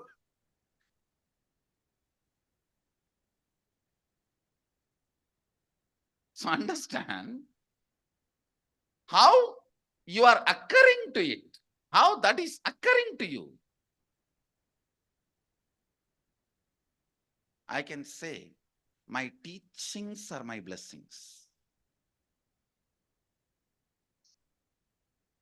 My teachings are my blessings. Pick it up. Pick up my teachings. That will make what you want as reality. The word blessings, you can always pick it up. Pick up my teachings. That is my blessings. That will only make what you want as reality. Yeah, my name is Dushyant. Go ahead. My question is, right now, I think we have many mantras and tantras which have been floated across, like we have, I think, Kanaka Dhara Sotram, Kuber Mantra. I think there are many combinations of Sri Yantra, Kuber Mantra. So I just want to ask you this, that is there a simple way and an accurate and more effective way of, accumulating wealth through ritual process? Yes, I can give you from my experience and from the Agama. Sri Yantra is the most easiest, very powerful. Get proper Sri Yantra anywhere available. It's called Sri Chakra. Anywhere available. Have it in your home and in your workplace. If you bring it, I can energize and give you also. Keep it. Whenever you find time, you don't have to chant any other mantra. Just gaze at it. It's a DNA of the cosmos. Even if you gaze at it, your brain will have the same electric signals of that same shape. Whenever your brain activates the electric signals in the same shape of Sri Yantra, you become complete, overflowing with energy. You attract all the best things in your life. Simple, straightforward, directly from Agama. Agama means Sadashiva. Sadashiva's teachings. One Yes. last question from San Jose Central. Sendil Sankalpa. Sendil is asking, Nityanandam Swamiji, I invest in stocks thinking of getting huge returns, but lately have been taking a beating. I thought I was being too greedy, but based on what you said, it may not be that greedy. Do I keep applying courage and hold on to my investment, applying courage and will perseverance, or take some loss like some people are advising? Thanks a lot, Sendil. Sendil, I want to tell you, you are taking a beating in stock not because of your greed, but because of the Wall Street's greed. Understand? It's a very clear, a very scientific method of exploiting people's desire to have money. See, the whole stock business is nothing but very systematically exploiting the collective desire to have money. Nothing else. So I tell you, that business, the only thing you need is not just courage. It will be like a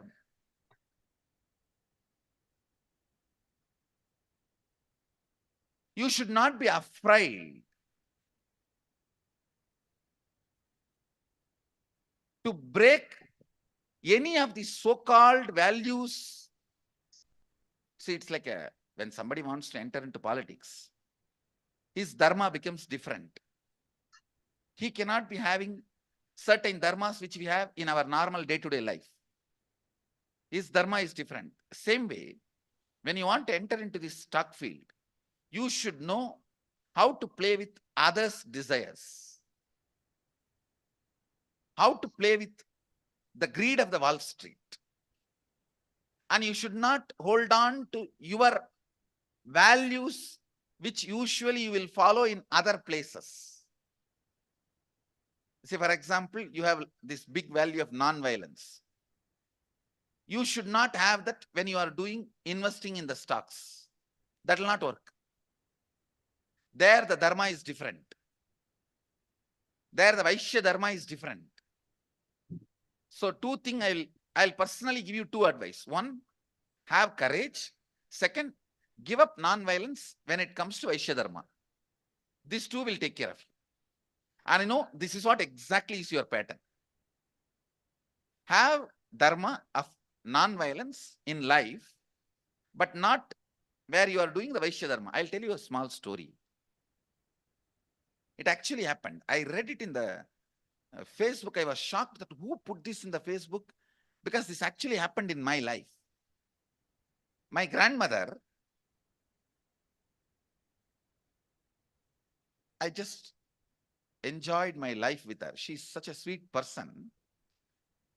One day morning, in the street, people in villages, Indian villages, in the street, they sell curd, buttermilk, the spinach, all that.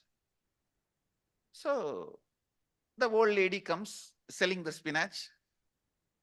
Kattu ettana, kattu orana, kattu rendana, like this, they will call. Means one pack is 1 ana, one pack is 2 ana, like that they have. So she was shouting in the street saying 1 pack 1 ana, 1 pack 1 ana, come, come. My grandmother went and she was bargaining with that lady to make it into half ana. Half ana, 1 ana is I think 16.5 paise or something like that. Or anyhow, in those days, ana was the way, not paise, ana. So 1 ana was the price that lady was telling. My grandmother asked, no, give me for half ana. She negotiated, finally brought it to half ana and bought 8 packs. So she saved 4 annas. When that lady was giving, my grandmother slowly asked, hey, did you have your breakfast? Morning. She said, no, only after going back I have to cook and eat. She said, wait. I ran into the house, brought full plate of idli, chutney, full breakfast, which must be at least 10 anna worth, and gave it to her. And that lady ate, and she gave water also. She took care of everything. And that lady ate and got very happy, and then she went with her remaining thing. And then I asked my grandmother, you saved 4 anna in the business, but you gave away 10 anna. She said in Tamil beautifully, Dharmattala vyabaram paaka kudadra, vyabarattala dharmam paaka kudadra. I'll translate. In dharma, no business. In business, no dharma.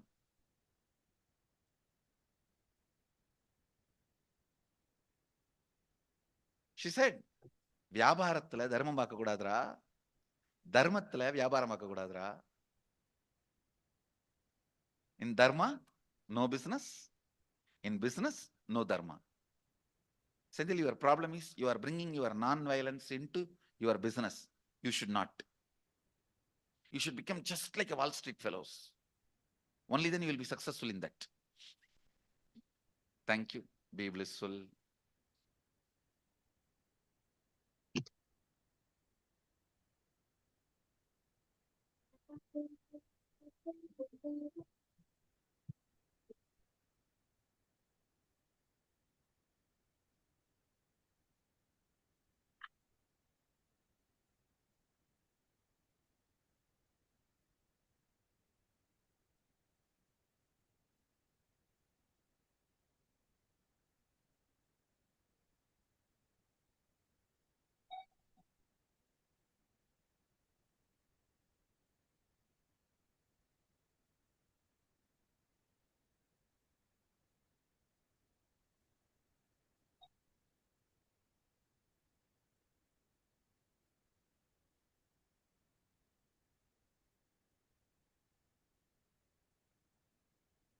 From Dubai, Saroj has asked, Swamiji, I'm attending your session for the first time.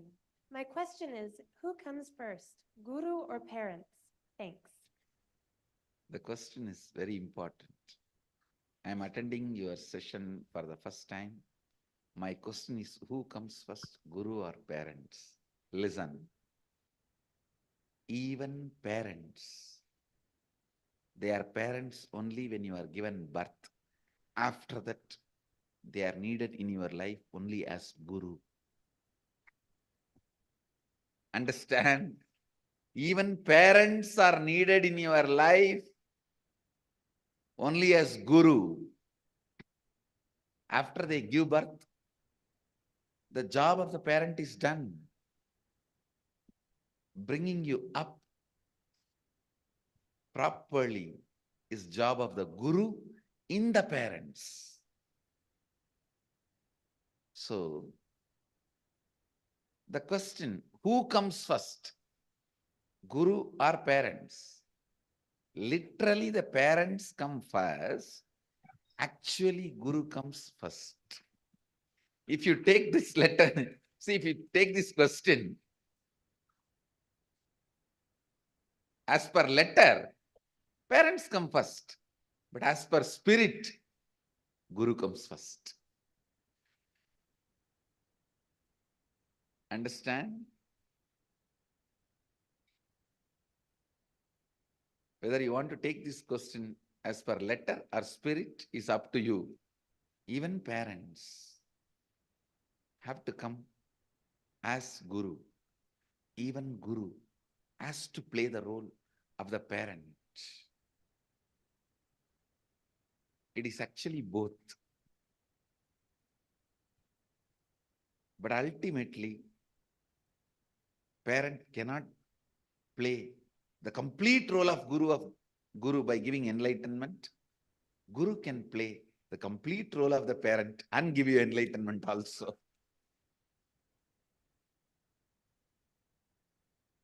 Parents may come first, but Guru only will come for last. Understand? Parents may come first, but only Guru can come last.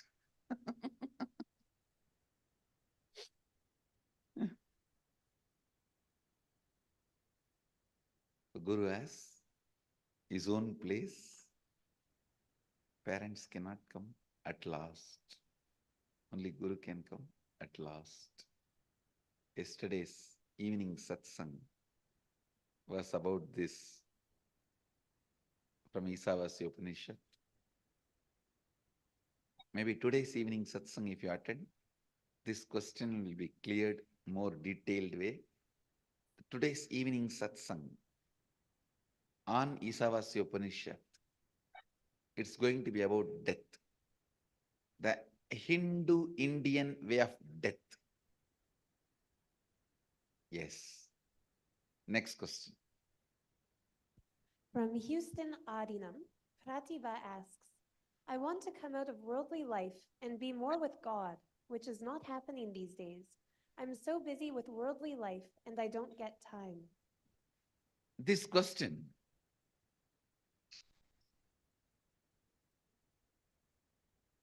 I want to come out of worldly life and be more with God, which is not happening these days. Please understand. The concept of worldly life is worldly life. The context of God is God. There's no such thing as coming out of worldly life. Come out of your concept of worldly life. That's all you need. Come out of your concept of worldly life. Get into your context of God. Understand? Coming out of worldly life, getting into God does not mean you will come out from one place and enter into another place. You have to come out from one space and enter into another space. It's not place-to-place shift. It's a space-to-space shift. Sometimes, initially, a place-to-place helps you to strengthen your space-to-space transformation. For example, if you go to some place where really this truth is taught to you, moving from concept of worldly life into the context of God, that place may be a help for you, but that place itself cannot give you what you want. For example, you all have come here. I can help you to move out of the concept of your worldly life and context of God. But moving from that place to this place itself is not enough. You have to move from that space to this space. That only will lead you experience God. I think just moving from place to place may not be solution. Learn to move from space to space, and then, if needed, we can move from place to place also. So see, only if the movement from space to space happens, place to place is useful. Otherwise, you will come and eat my head here. No, really.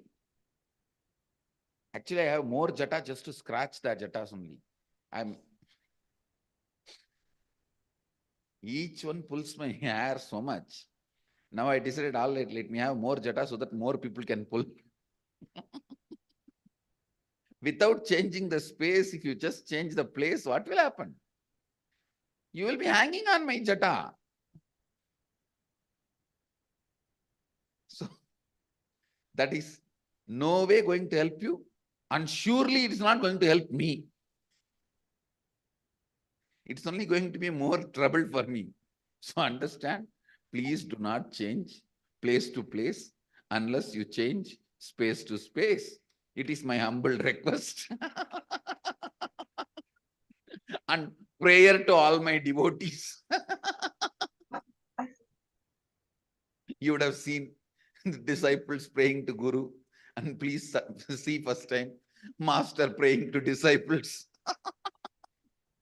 Unless you change from the space of the context of world, at the concept of world, to the context of God, please do not change your place from house to ashram.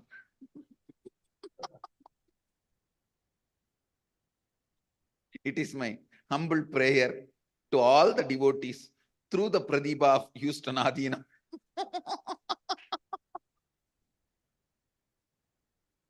Next. From Auckland, New Zealand, Stefan asked, Dear Swamiji, some people are keen on doing inner awakening from my center. Can you please share some words on why Inner Awakening 21-day program and what will they get by doing the program? Gratitude, Stefan. Stephen, Auckland, New Zealand.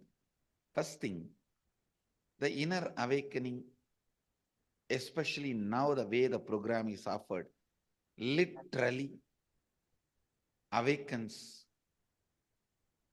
the God particle in you.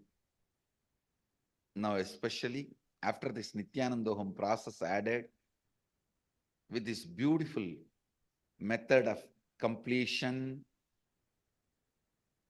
and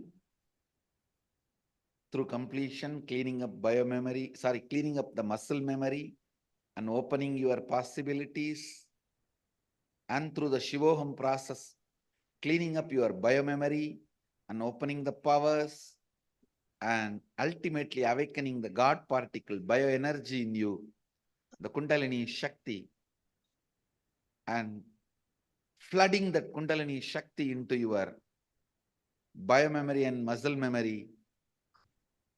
The whole inner awakening has reached to its next higher level. I can say it's perfection, its completion through the Nityanandoham process. You should attend the inner awakening now, because it is the inner awakening. It has reached its completion. I can say inner awakening itself has reached its completion with this Nityanandoham process. Completion cleans up muscle memory. Shivoham process cleans up biomemory. The Nityanandoham process awakens your bioenergy. Completion itself has reached its completion with the Nityanandoham process. All I can tell you, see, actually I am not a person who can market or promote something. With all my integrity, I can say it's really worth trying at least once, then you will understand. and you will never feel you wasted your time or money or your energy. That much I can guarantee you. That much I can guarantee you. Actually, with this new combination of completion, Shivoham process, Nityanandoham process, I can comfortably tell you at least one spiritual power will start expressing through you, which will be useful for you in your day-to-day life, strengthens and enriches you in your everyday life. And it's the program. At least on the planet Earth, this is the most powerful spiritual program available now. That much I can be very clear. On the planet Earth, the most powerful spiritual program available is Inner Awakening. Narada can vouch for it because he only goes to all the world. Next. From Toronto, Rajeshwari Ramasamy asks, Swamiji, this is the first session with you. My question is, how do I find my guru? You do not need to worry, think so much about finding your guru. It is like, if I have to put it in a language which you all understand, love at first sight. Don't even try to make me as a guru or remember and all that. Just leave it.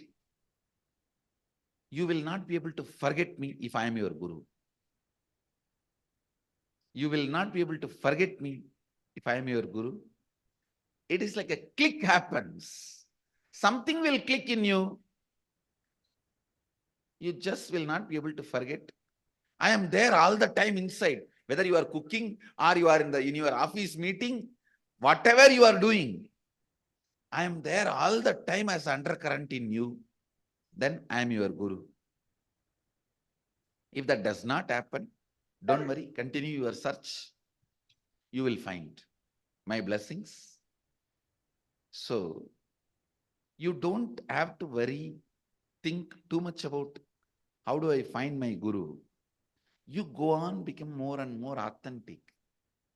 You will see simply, the guru will find you and that click will happen. Understand, this is the underline. The moment you wake up, whether you are brushing the teeth or taking bath or cooking, going to office, attending your routine, or reading books, or watching TV, or watching movie, whatever you may do, I'll be there as an undercurrent sitting inside you. How many of you feel that experientially? For all of you, I'm Guru, that's all. I can say. There's a big team. So you don't have to think, plan, nothing. It'll just click. It'll just click.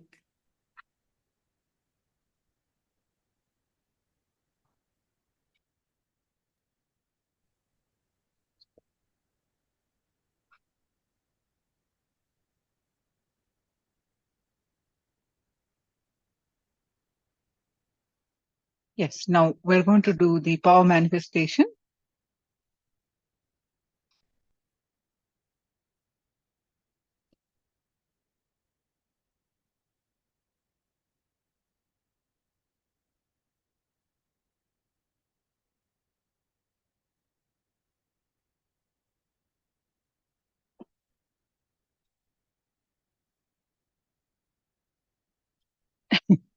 What the link for this video? I will provide you. Lolo, I'll provide you. This is crazy stuff.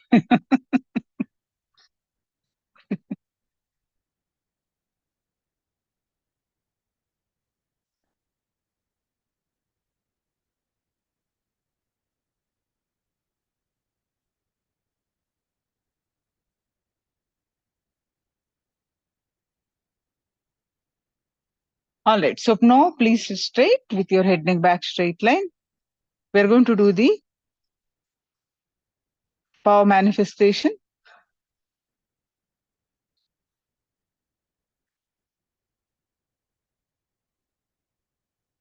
Close your eyes. Bring restful awareness to your third eye. And how you sit for this power manifestation? You sit in lotus posture or cross-legged, your hands locked, and put it in your lap, your head, neck, back straight line, and start visualizing Swamiji's form in your third eye with this posture. Any thoughts that are coming, let it come, let it go. Sit with the clear context that Swamiji is Paramashiva, and meditating on the form of Swamiji will awaken your third eye. Raise your Kundalini Shakti. With this clear context,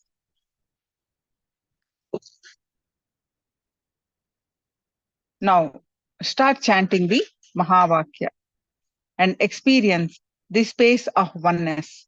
With that space of oneness, declare to levitate, declare to manifest the power of levitation.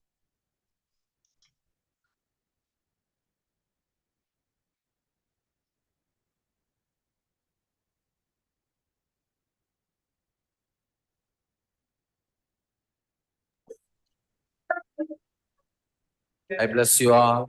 Let you all open all your three eyes and manifest the powers of Mahasudashiva. Om Nityananda Paramashivoham. Om Nityananda Paramashivoham. Om Nityananda Paramashivoham.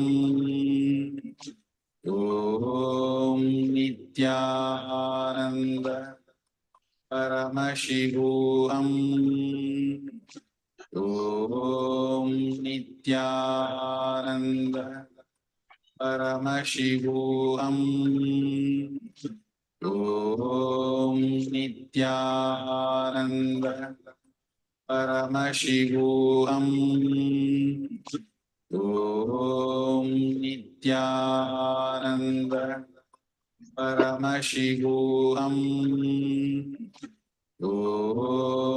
Nityananda Om Nityananda Paramashivoham. Om Nityananda Paramashivoham. Om Nityananda Paramashivoham. Om Nityananda Paramashivoham. Om Nityananda Paramashivoham. Om Nityananda Paramashivoham. Om Nityananda Paramashivoham. Om Nityananda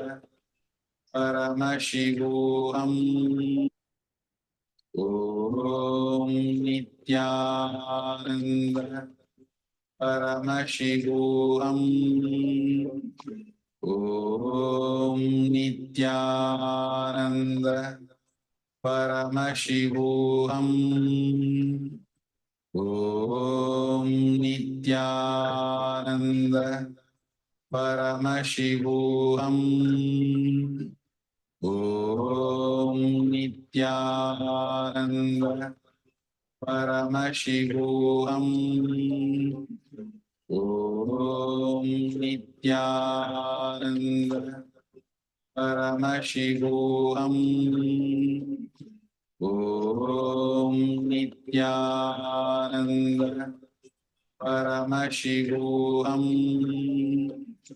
Om Nityananda Paramashivoham.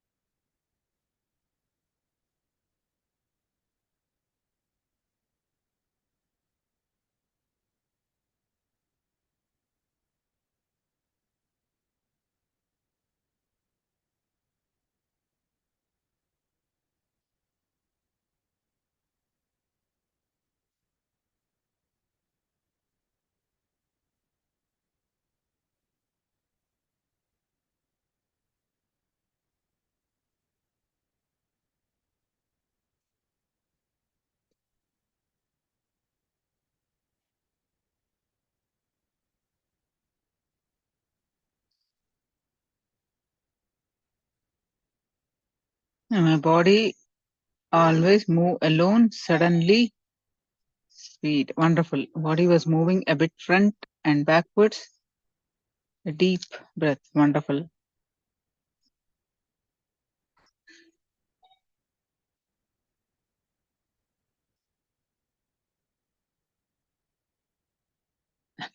Wonderful, Ma Pascal. Wonderful power manifestation. Thank you all for posting. Now, manifesting the wealth the Vedic way. What the scripture says about the wealth manifestation, the Vedic way. Let's understand.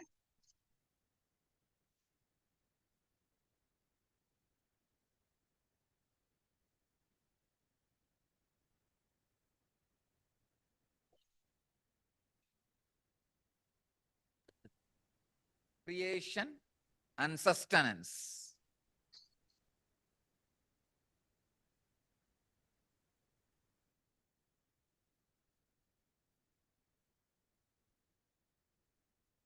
I can say life can be equated to two things.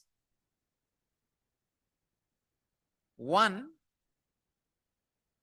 the ability to achieve what you want in the inner or outer world, or just getting stuck in both the world.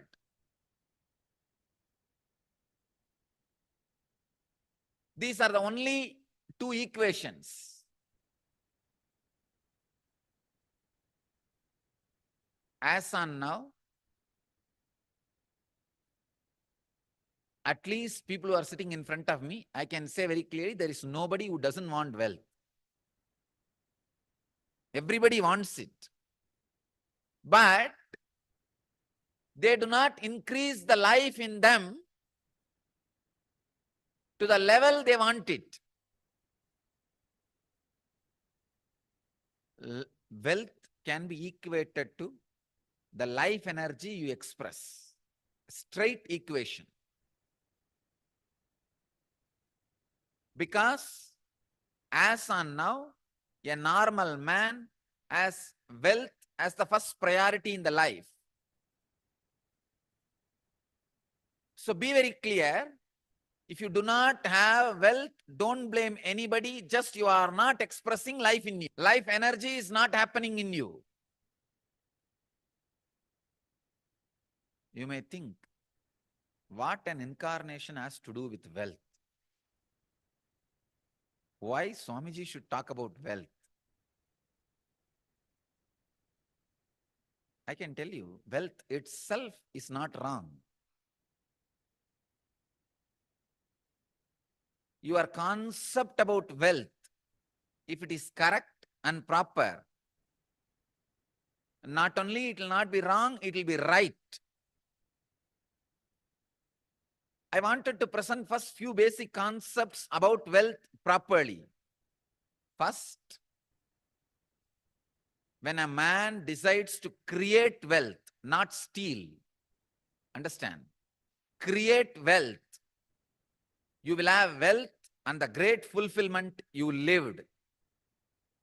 And your whole energy will be towards the creation, not destroying others. I am seeing very clearly the fellows who are interested in destroying others, going after people, harassing them, they are completely dull, dead. In their very consciousness, they are poor. I tell you, the consciousness attitude which works towards creating wealth makes you non-violent, because your whole energy becomes creative. Creating wealth brings tremendous interest in life and non-violence. First, I have to clear all the wrong concepts about wealth. Only then I should talk about wealth. Otherwise, you will not be able to grasp. Why? An incarnation, a Paramahamsa should talk about wealth. Why a sannyasi should talk about wealth?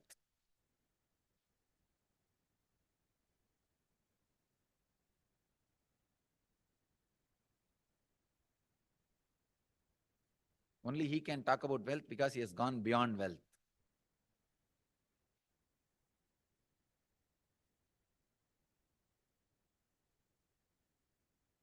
He cannot be made wealthy by wealth. Only a man who cannot be made wealthy by wealth has a right to talk all the secrets about wealth. Only those methods of grabbing, stealing, robbing is wrong, sin.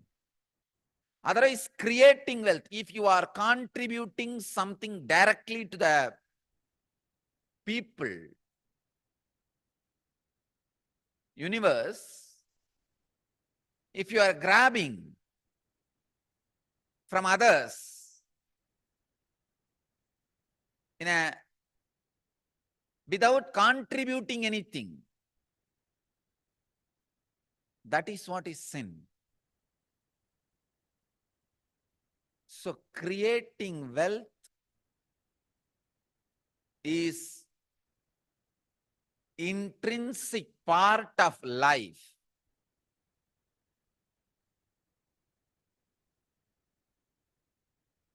Krishna says very beautifully in Gita, Gahano karmano gatihi. The universe by its nature works. If you have at least the goal of creating wealth, you will be creative. Your energy will be channeled properly. I can give you the clear guidance. The first priority should be in the life for moksha, enlightenment. Till that happens, the second priority can be creating wealth. Understand? Not grabbing or robbing or stealing. Creating wealth.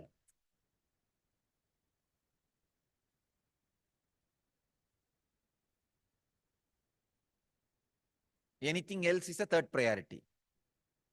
And I don't want to talk about third priorities. Creating wealth makes you non-violent. Because you will be too busy with the people, with the world, with life, by creating.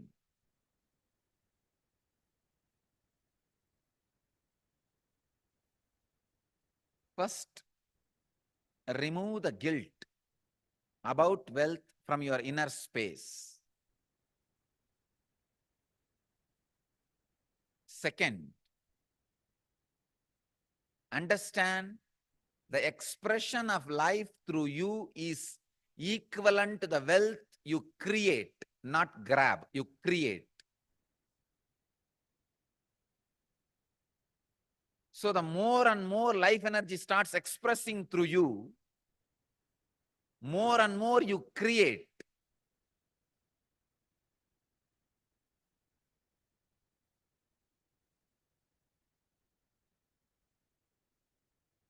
Life energy expression and wealth is one and the same. Seekers always justify their poverty as their spiritual quality and innocence. So if you are not wealthy, understand, if you have decided not to create wealth, great. But if you want to create wealth and not wealthy, if you have a greed for the wealth or a desire for wealth and not wealthy, be very clear, you are not a seeker, you are a seeker. Something is seriously wrong in you. Look into it. Wealth itself is not sin. Somebody is having problem because of having. Somebody is having problem because of not having. Problem is a problem. Wealth is not a problem. Problem is a problem. Wealth is not a problem. person who is having guilt because of having, person who is having guilt because of not having, both are big, you can say very big sickness. I have seen many of these rich men, because they carry a deep guilt imposed on them by society, even though they created their wealth very honestly in a creative way, because of the guilt imposed by society on them, they live a very miserable life and go on drinking alcohol and trying to have high costly entertainments just to forget this guilt. Many times they come to me for their problems and in need of solution. When I analyze their inner space and life, there is no problem. Then why are they suffering? The only guilt which they are carrying, which is imposed on them by society. I tell them, come on, don't imbibe the guilt given to you by the fellows who are incapable. You do not cheat or grab or be dishonest. That's right. That's enough. But no need to carry a guilt on the wealth, about having wealth. Rich men carry this guilt very deeply. And just to escape from that, they get into all kinds of addictions.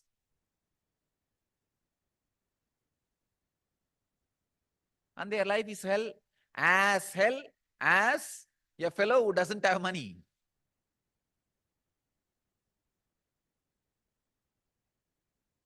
The next thing, having is one side, not having.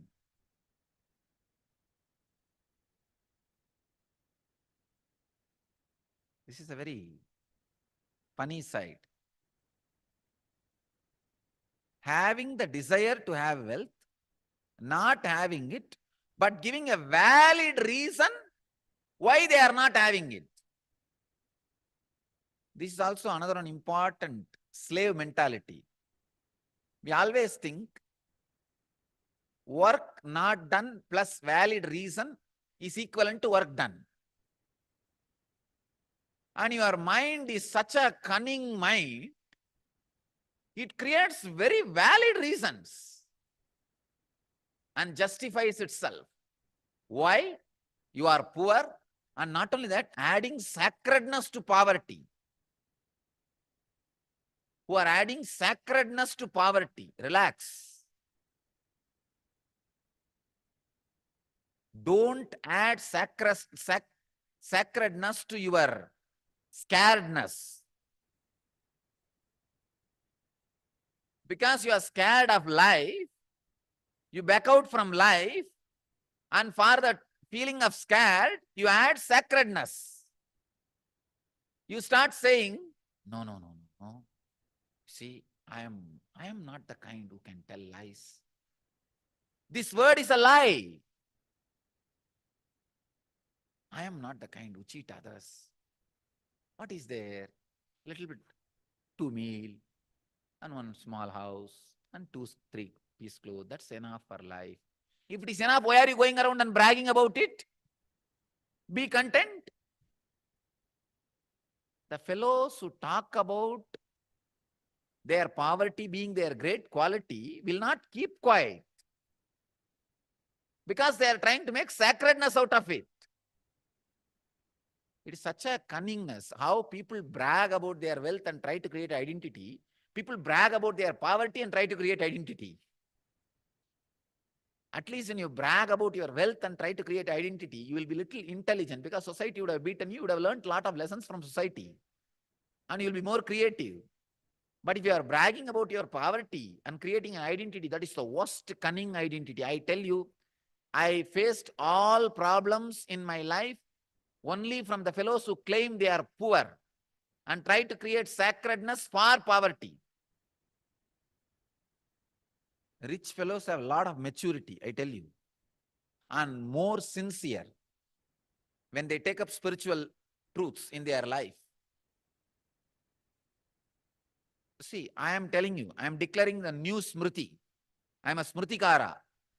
Not creating wealth is sin. I am declaring it very clearly. Just like a grabbing, stealing, accumulating wealth in a wrong ways is a sin, grabbing, stealing, robbing, how it is sin. Same way, not creating is sin. It means what? You don't take the responsibility for your actions. Your actions are not focused.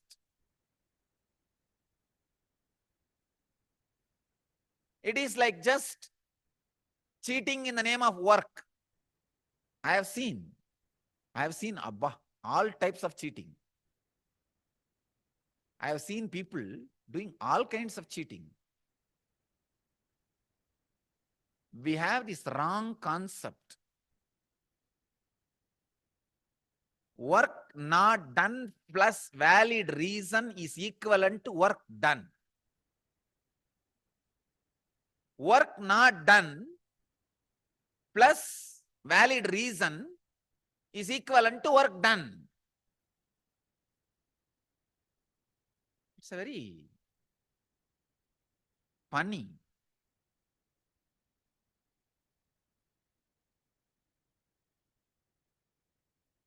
Especially these Vedantis.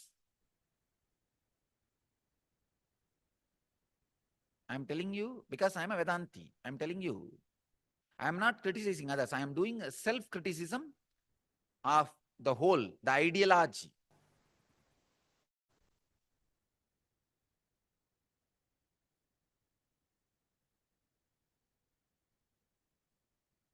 Vedantis missed to give a right understanding about wealth to society.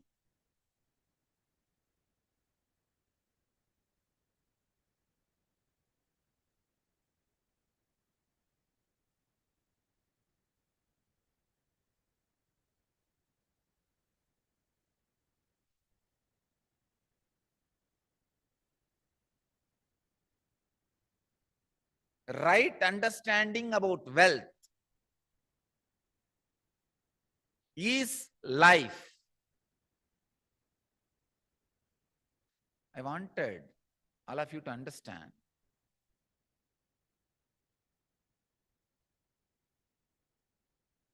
Donating or doing charity is nothing wrong. Great. Sharing is nothing wrong. Great. But being cheated is something seriously wrong. People tend to mix being cheated and charity together. No. If you want to donate and share, great, nothing wrong. But you are doing some work, somebody steals, cheats your money, is something seriously wrong.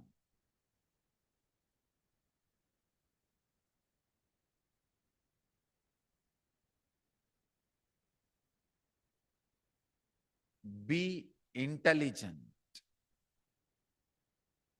Be little more practical. Stop the mental blocks and a deep hatred you carry for work. Please understand.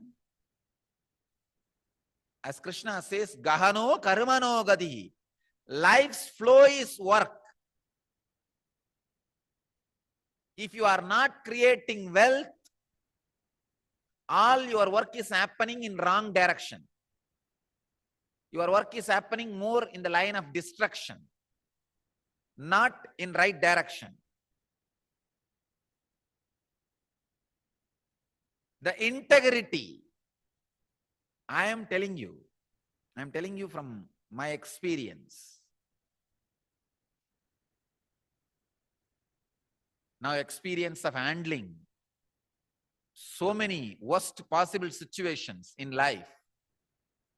Actually, this whole rumors and the problems created around me has made me really rich in life. Economically, I may not have become rich, but in life I have become very rich. Now I know how to handle people. I know who should be trusted and who should not be trusted. I've learned a lot of lessons. Actually, I tell you, these lessons are really worthy of the money we lost. We lost a lot of money.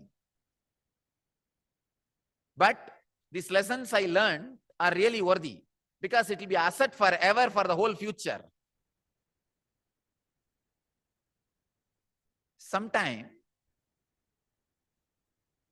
the lessons you learn become more valuable than the situations try to hit you. Look in.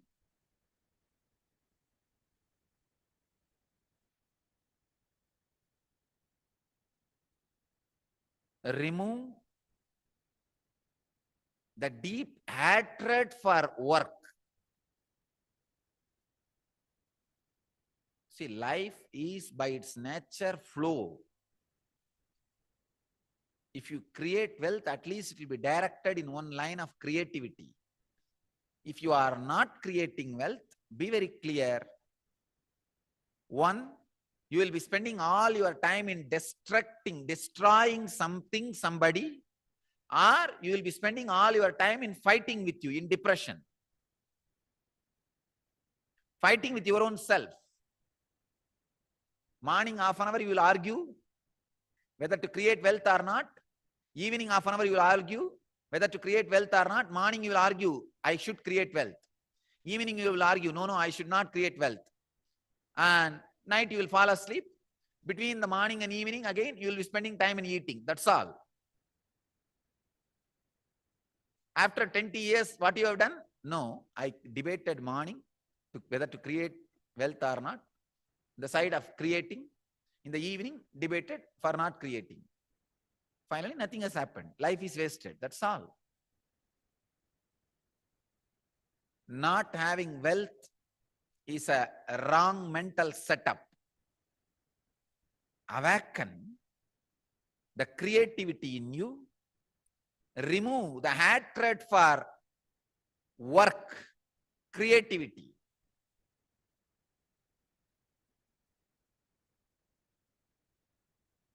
I'll give you further, deeper, exact techniques and process to create wealthy consciousness. First, you need to create a wealthy consciousness, which is ready to take the responsibility to create and sustain, which is ready to take the responsibility of being creative. For being creative, you need to take many responsibilities. It doesn't happen like a breeze. Even if the breeze happens, you need to be responsible to keep your doors open for the breeze to blow through you, flow through you.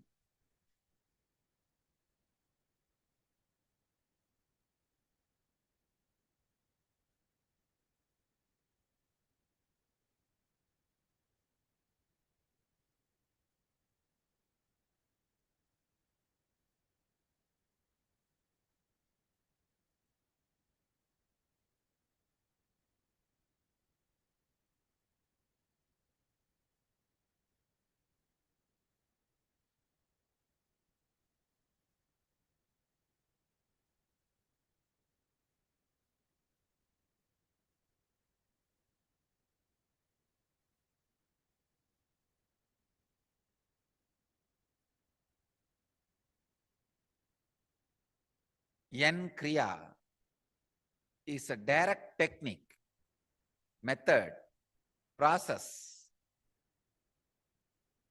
for creating a wealth consciousness in you. Of course, now I am developing a clear procedure and process, techniques and technology for creating wealthy consciousness in you. That is what I am offering as a Yen Wealth program. as on now, we don't have time to dive into all the aspects of wealth. I'll give you the Vedic way of wealth management, creating and sustenance. In Vedic tradition, we have two major gods representing wealth, Kubera and Lakshmi. Kubera is a guy who holds stock market. Lakshmi is the bank circulating. Lakshmi gives, circulates. Kubera holds, sits on it. Treasury and currency. We have another two dimensions of wealth in Vedic tradition, Sanganidhi, Badumanidhi. Understand? Badumanidhi means flowered wealth, like a lotus, created. Sanganidhi means conquered wealth.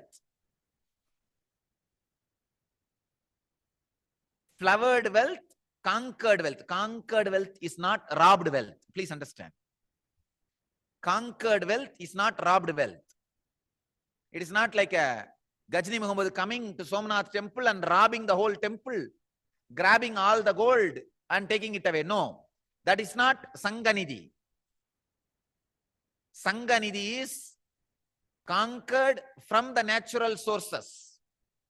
Badmanidhi is made to flower from natural resources. So I'll speak on the different dimensions. Sanganidhi, Badmanidhi means creating way. Creating as two systems in the Vedic tradition. Sanganidhi, Badmanidhi.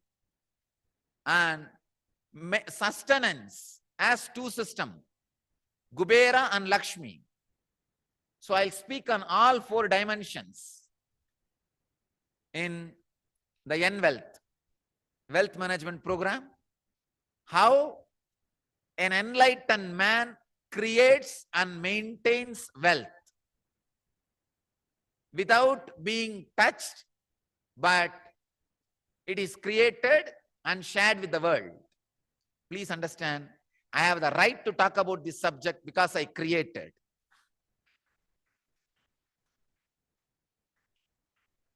I have created this whole Sangha just based on the truth of enlightenment. Thousands of rumors may happen around me. People may try to create, but nobody can deny the honest, proper, hard-working way we created this whole wealth and maintaining this whole Sangha.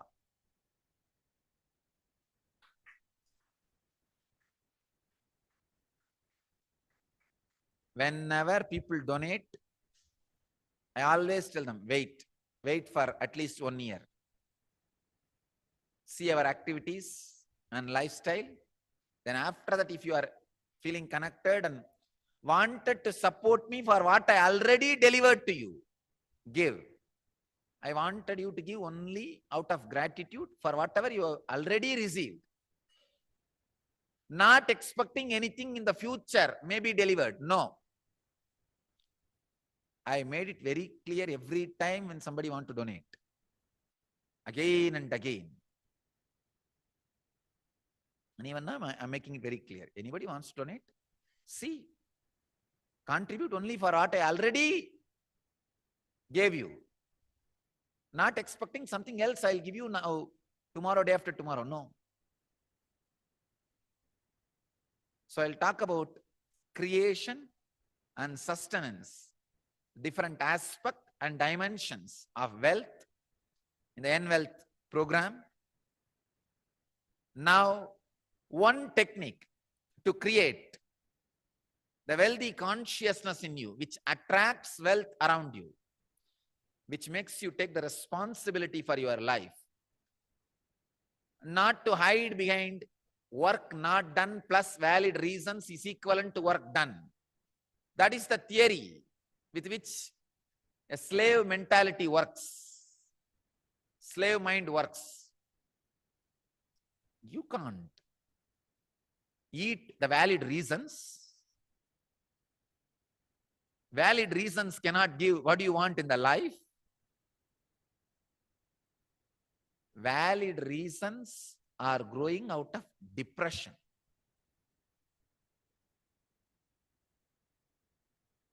So let us first create wealth consciousness. I have a few questions. I'll answer these questions. Swamiji, we are exactly 1 month away from April Inner Awakening. Can you say a few words about uniqueness of April Inner Awakening? This Inner Awakening, I'm going to add 3 unique things. Technique for past life regression, techniques for predicting your death, techniques for changing the death, techniques for facing the death and using it as a door to enlightenment. And techniques for levitation. It is going to be a very strong special process and techniques for levitation. One question, I think these are from different centers from around the world. Difference between doing IA and multiple 2-day programs. What is the difference? Won't my mitochondria level increase by doing multiple 2-day programs? See, multiple 2-day programs may increase the mitochondria to a certain level, some maybe 100%, 200%. But the inner awakening is going to increase your mitochondria cell energy not only to more than 1000%, it is going to work on awakening the deeper strands of DNA.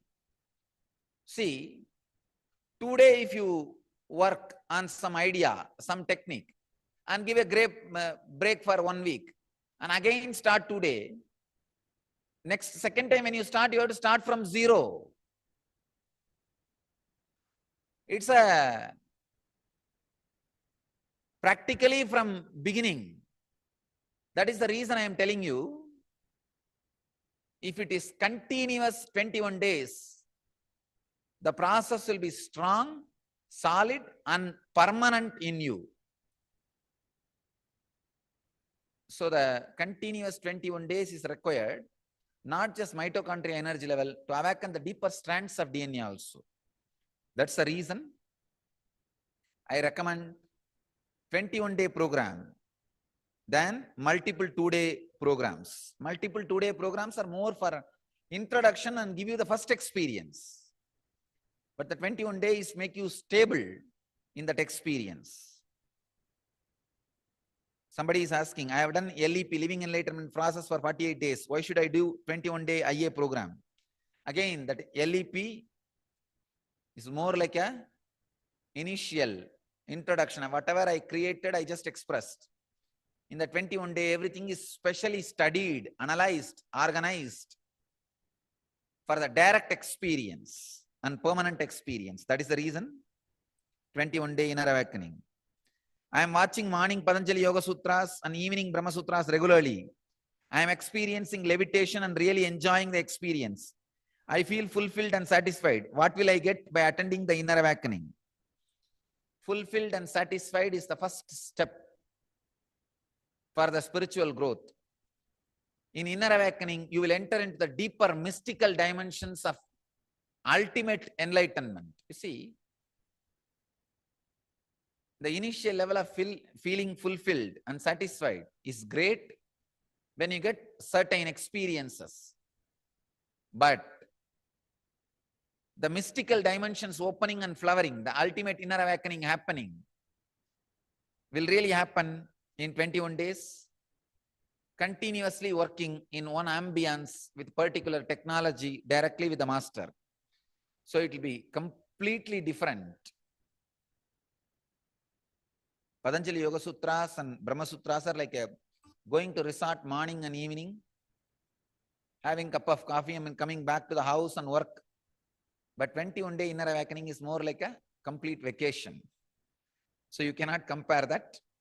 It will completely rejuvenate you, renovate you, reinvent you for you. What experience will I get after doing inner awakening? Oh, it can only be experienced. What will I say? You should see the experience of the people who attended the program. That will give you more understanding. This time I work to make you experience the mitochondria cell energy awakening and the deeper strands of DNA awakening. Above all, a complete, intense inner fulfillment and inner awakening for spiritual enlightenment. So I recommend, invite, expect all of you to be here for inner awakening from around the world. So I bless all of you. Let you all achieve, experience, live, express, radiate, and share the eternal bliss, Nityananda.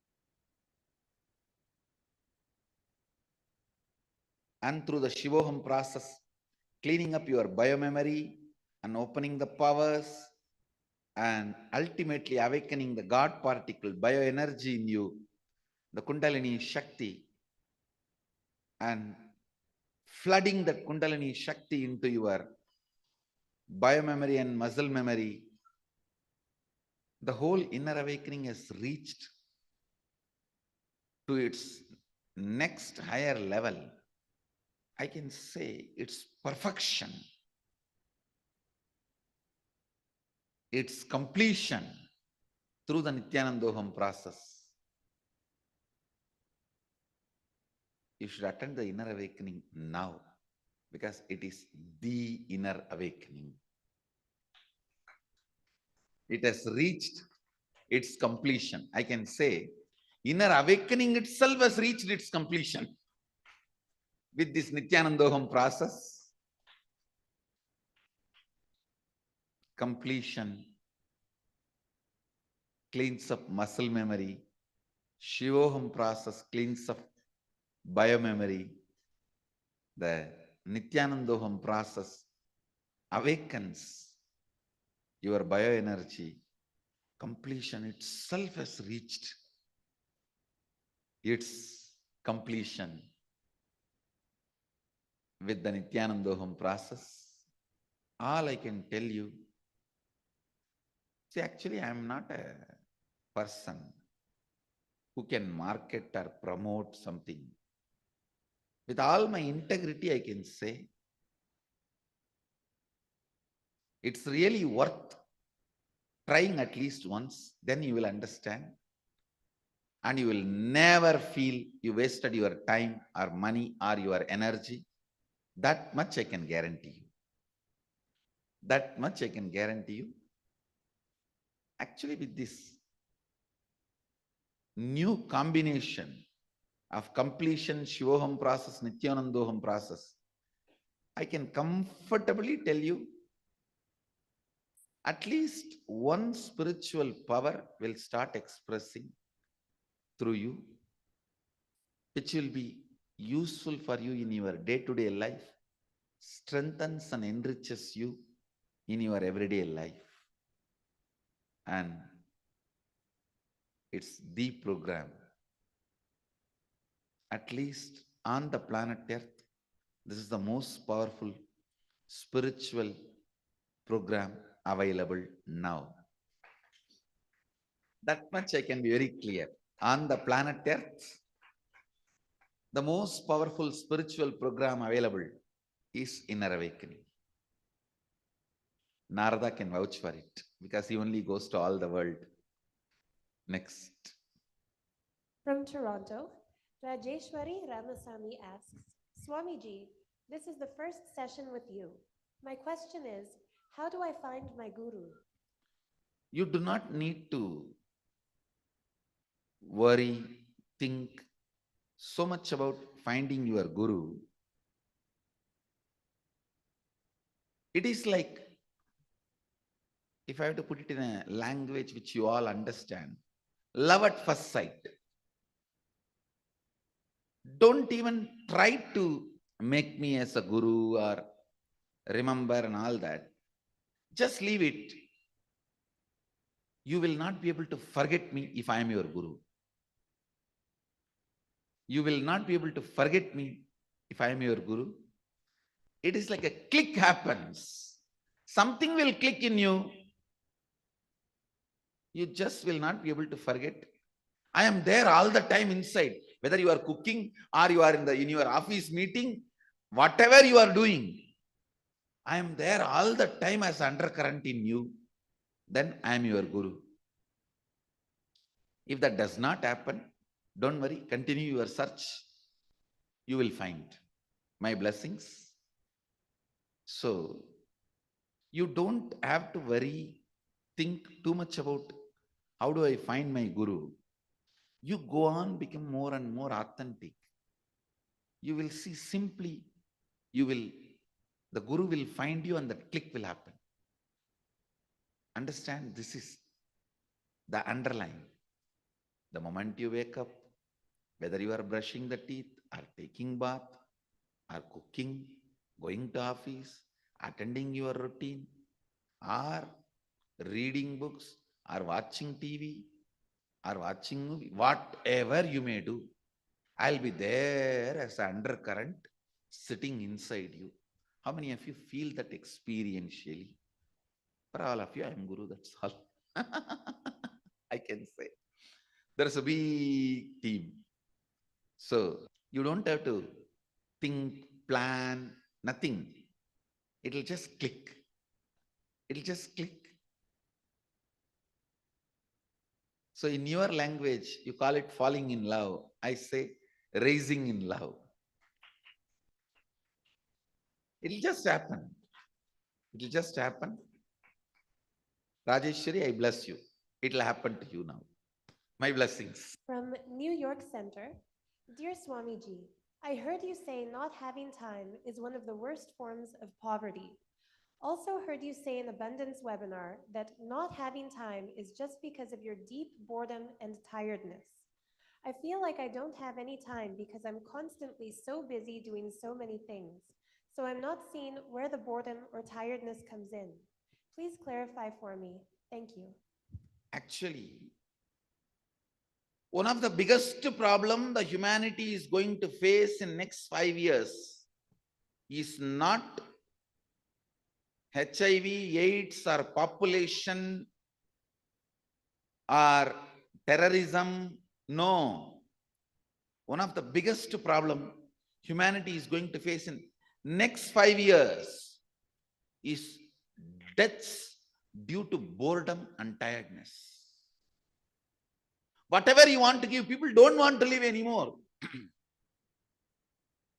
They are bored. Give them pizza, they are bored. Okay, provide them all the varieties of sex. No, they are bored. Pornography, they are bored. Entertainment, bored. Alcohol, bored. Drugs, bored. Facebook, bored. TV, bored. This is one of the biggest problem humanity is going to face within next 5 years. Understand? Feeling bored means denying your life, denying the possibilities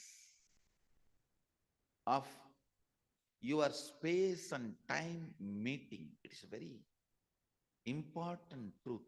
I've decided I will do a 2-day program, just like Nitya Dana Yoga, on conquering time. Because it is too much to share in one question. I really want to help people to get out of boredom. Understand? If boredom captures you, nothing can make your life happy. I am not promoting drinking, smoking, pornography, womanizing, all that. I am not promoting. But all I am trying to tell you is, boredom is much worse than all this. Even with all this, if you are able to keep yourself excited, at least, okay, be alive. Boredom is going to be one of the worst problems. Because nowadays, by the time they are 30, maximum 35, they have seen everything, they have done everything which you can imagine, you can't imagine. What more to do? Nothing more. The only way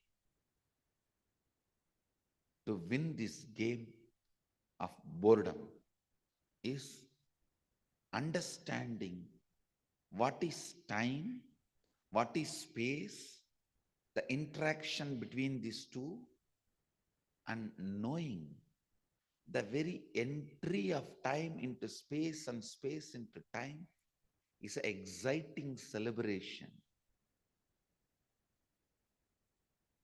Only that will give you the eternal celebration.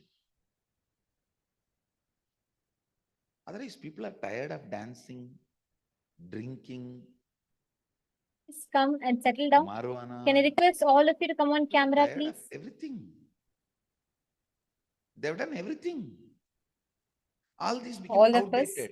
are Drink, going to be really womanizing, showered, blessed with a very unique, very special Bhava Samadhi Darshan of Bhagavan Venkateshwara, the very auspicious divine form of Bhagavan Venkateshwara, who graces and blesses, showers all of us with abundance, prosperity, and wealth.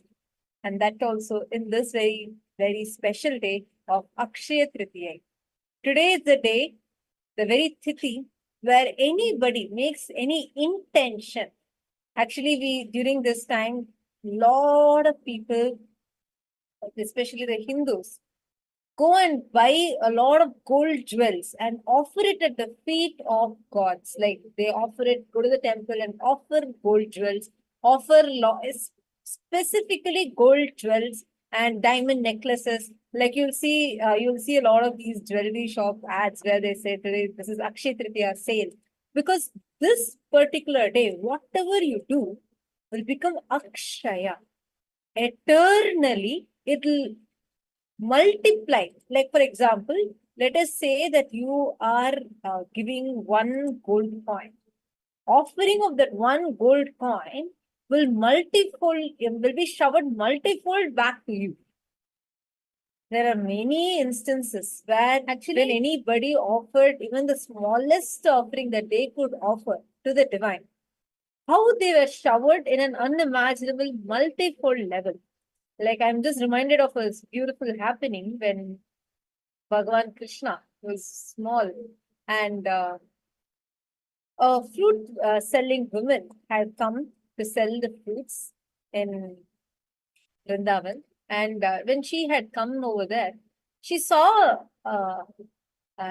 Lord Krishna, a small kid who was sitting there. And when she was giving fruits to everyone, they were all giving her some money or some grains in exchange of the rice. Exchange of the fruits. So she had just a few fruits left with her. And Bhagavan Krishna, when he as a small kid, he took 5 grains of rice in his hands. And he gave that and asked the woman saying, how many fruits will you give to me for this? She will just look at him and she'll feel so connected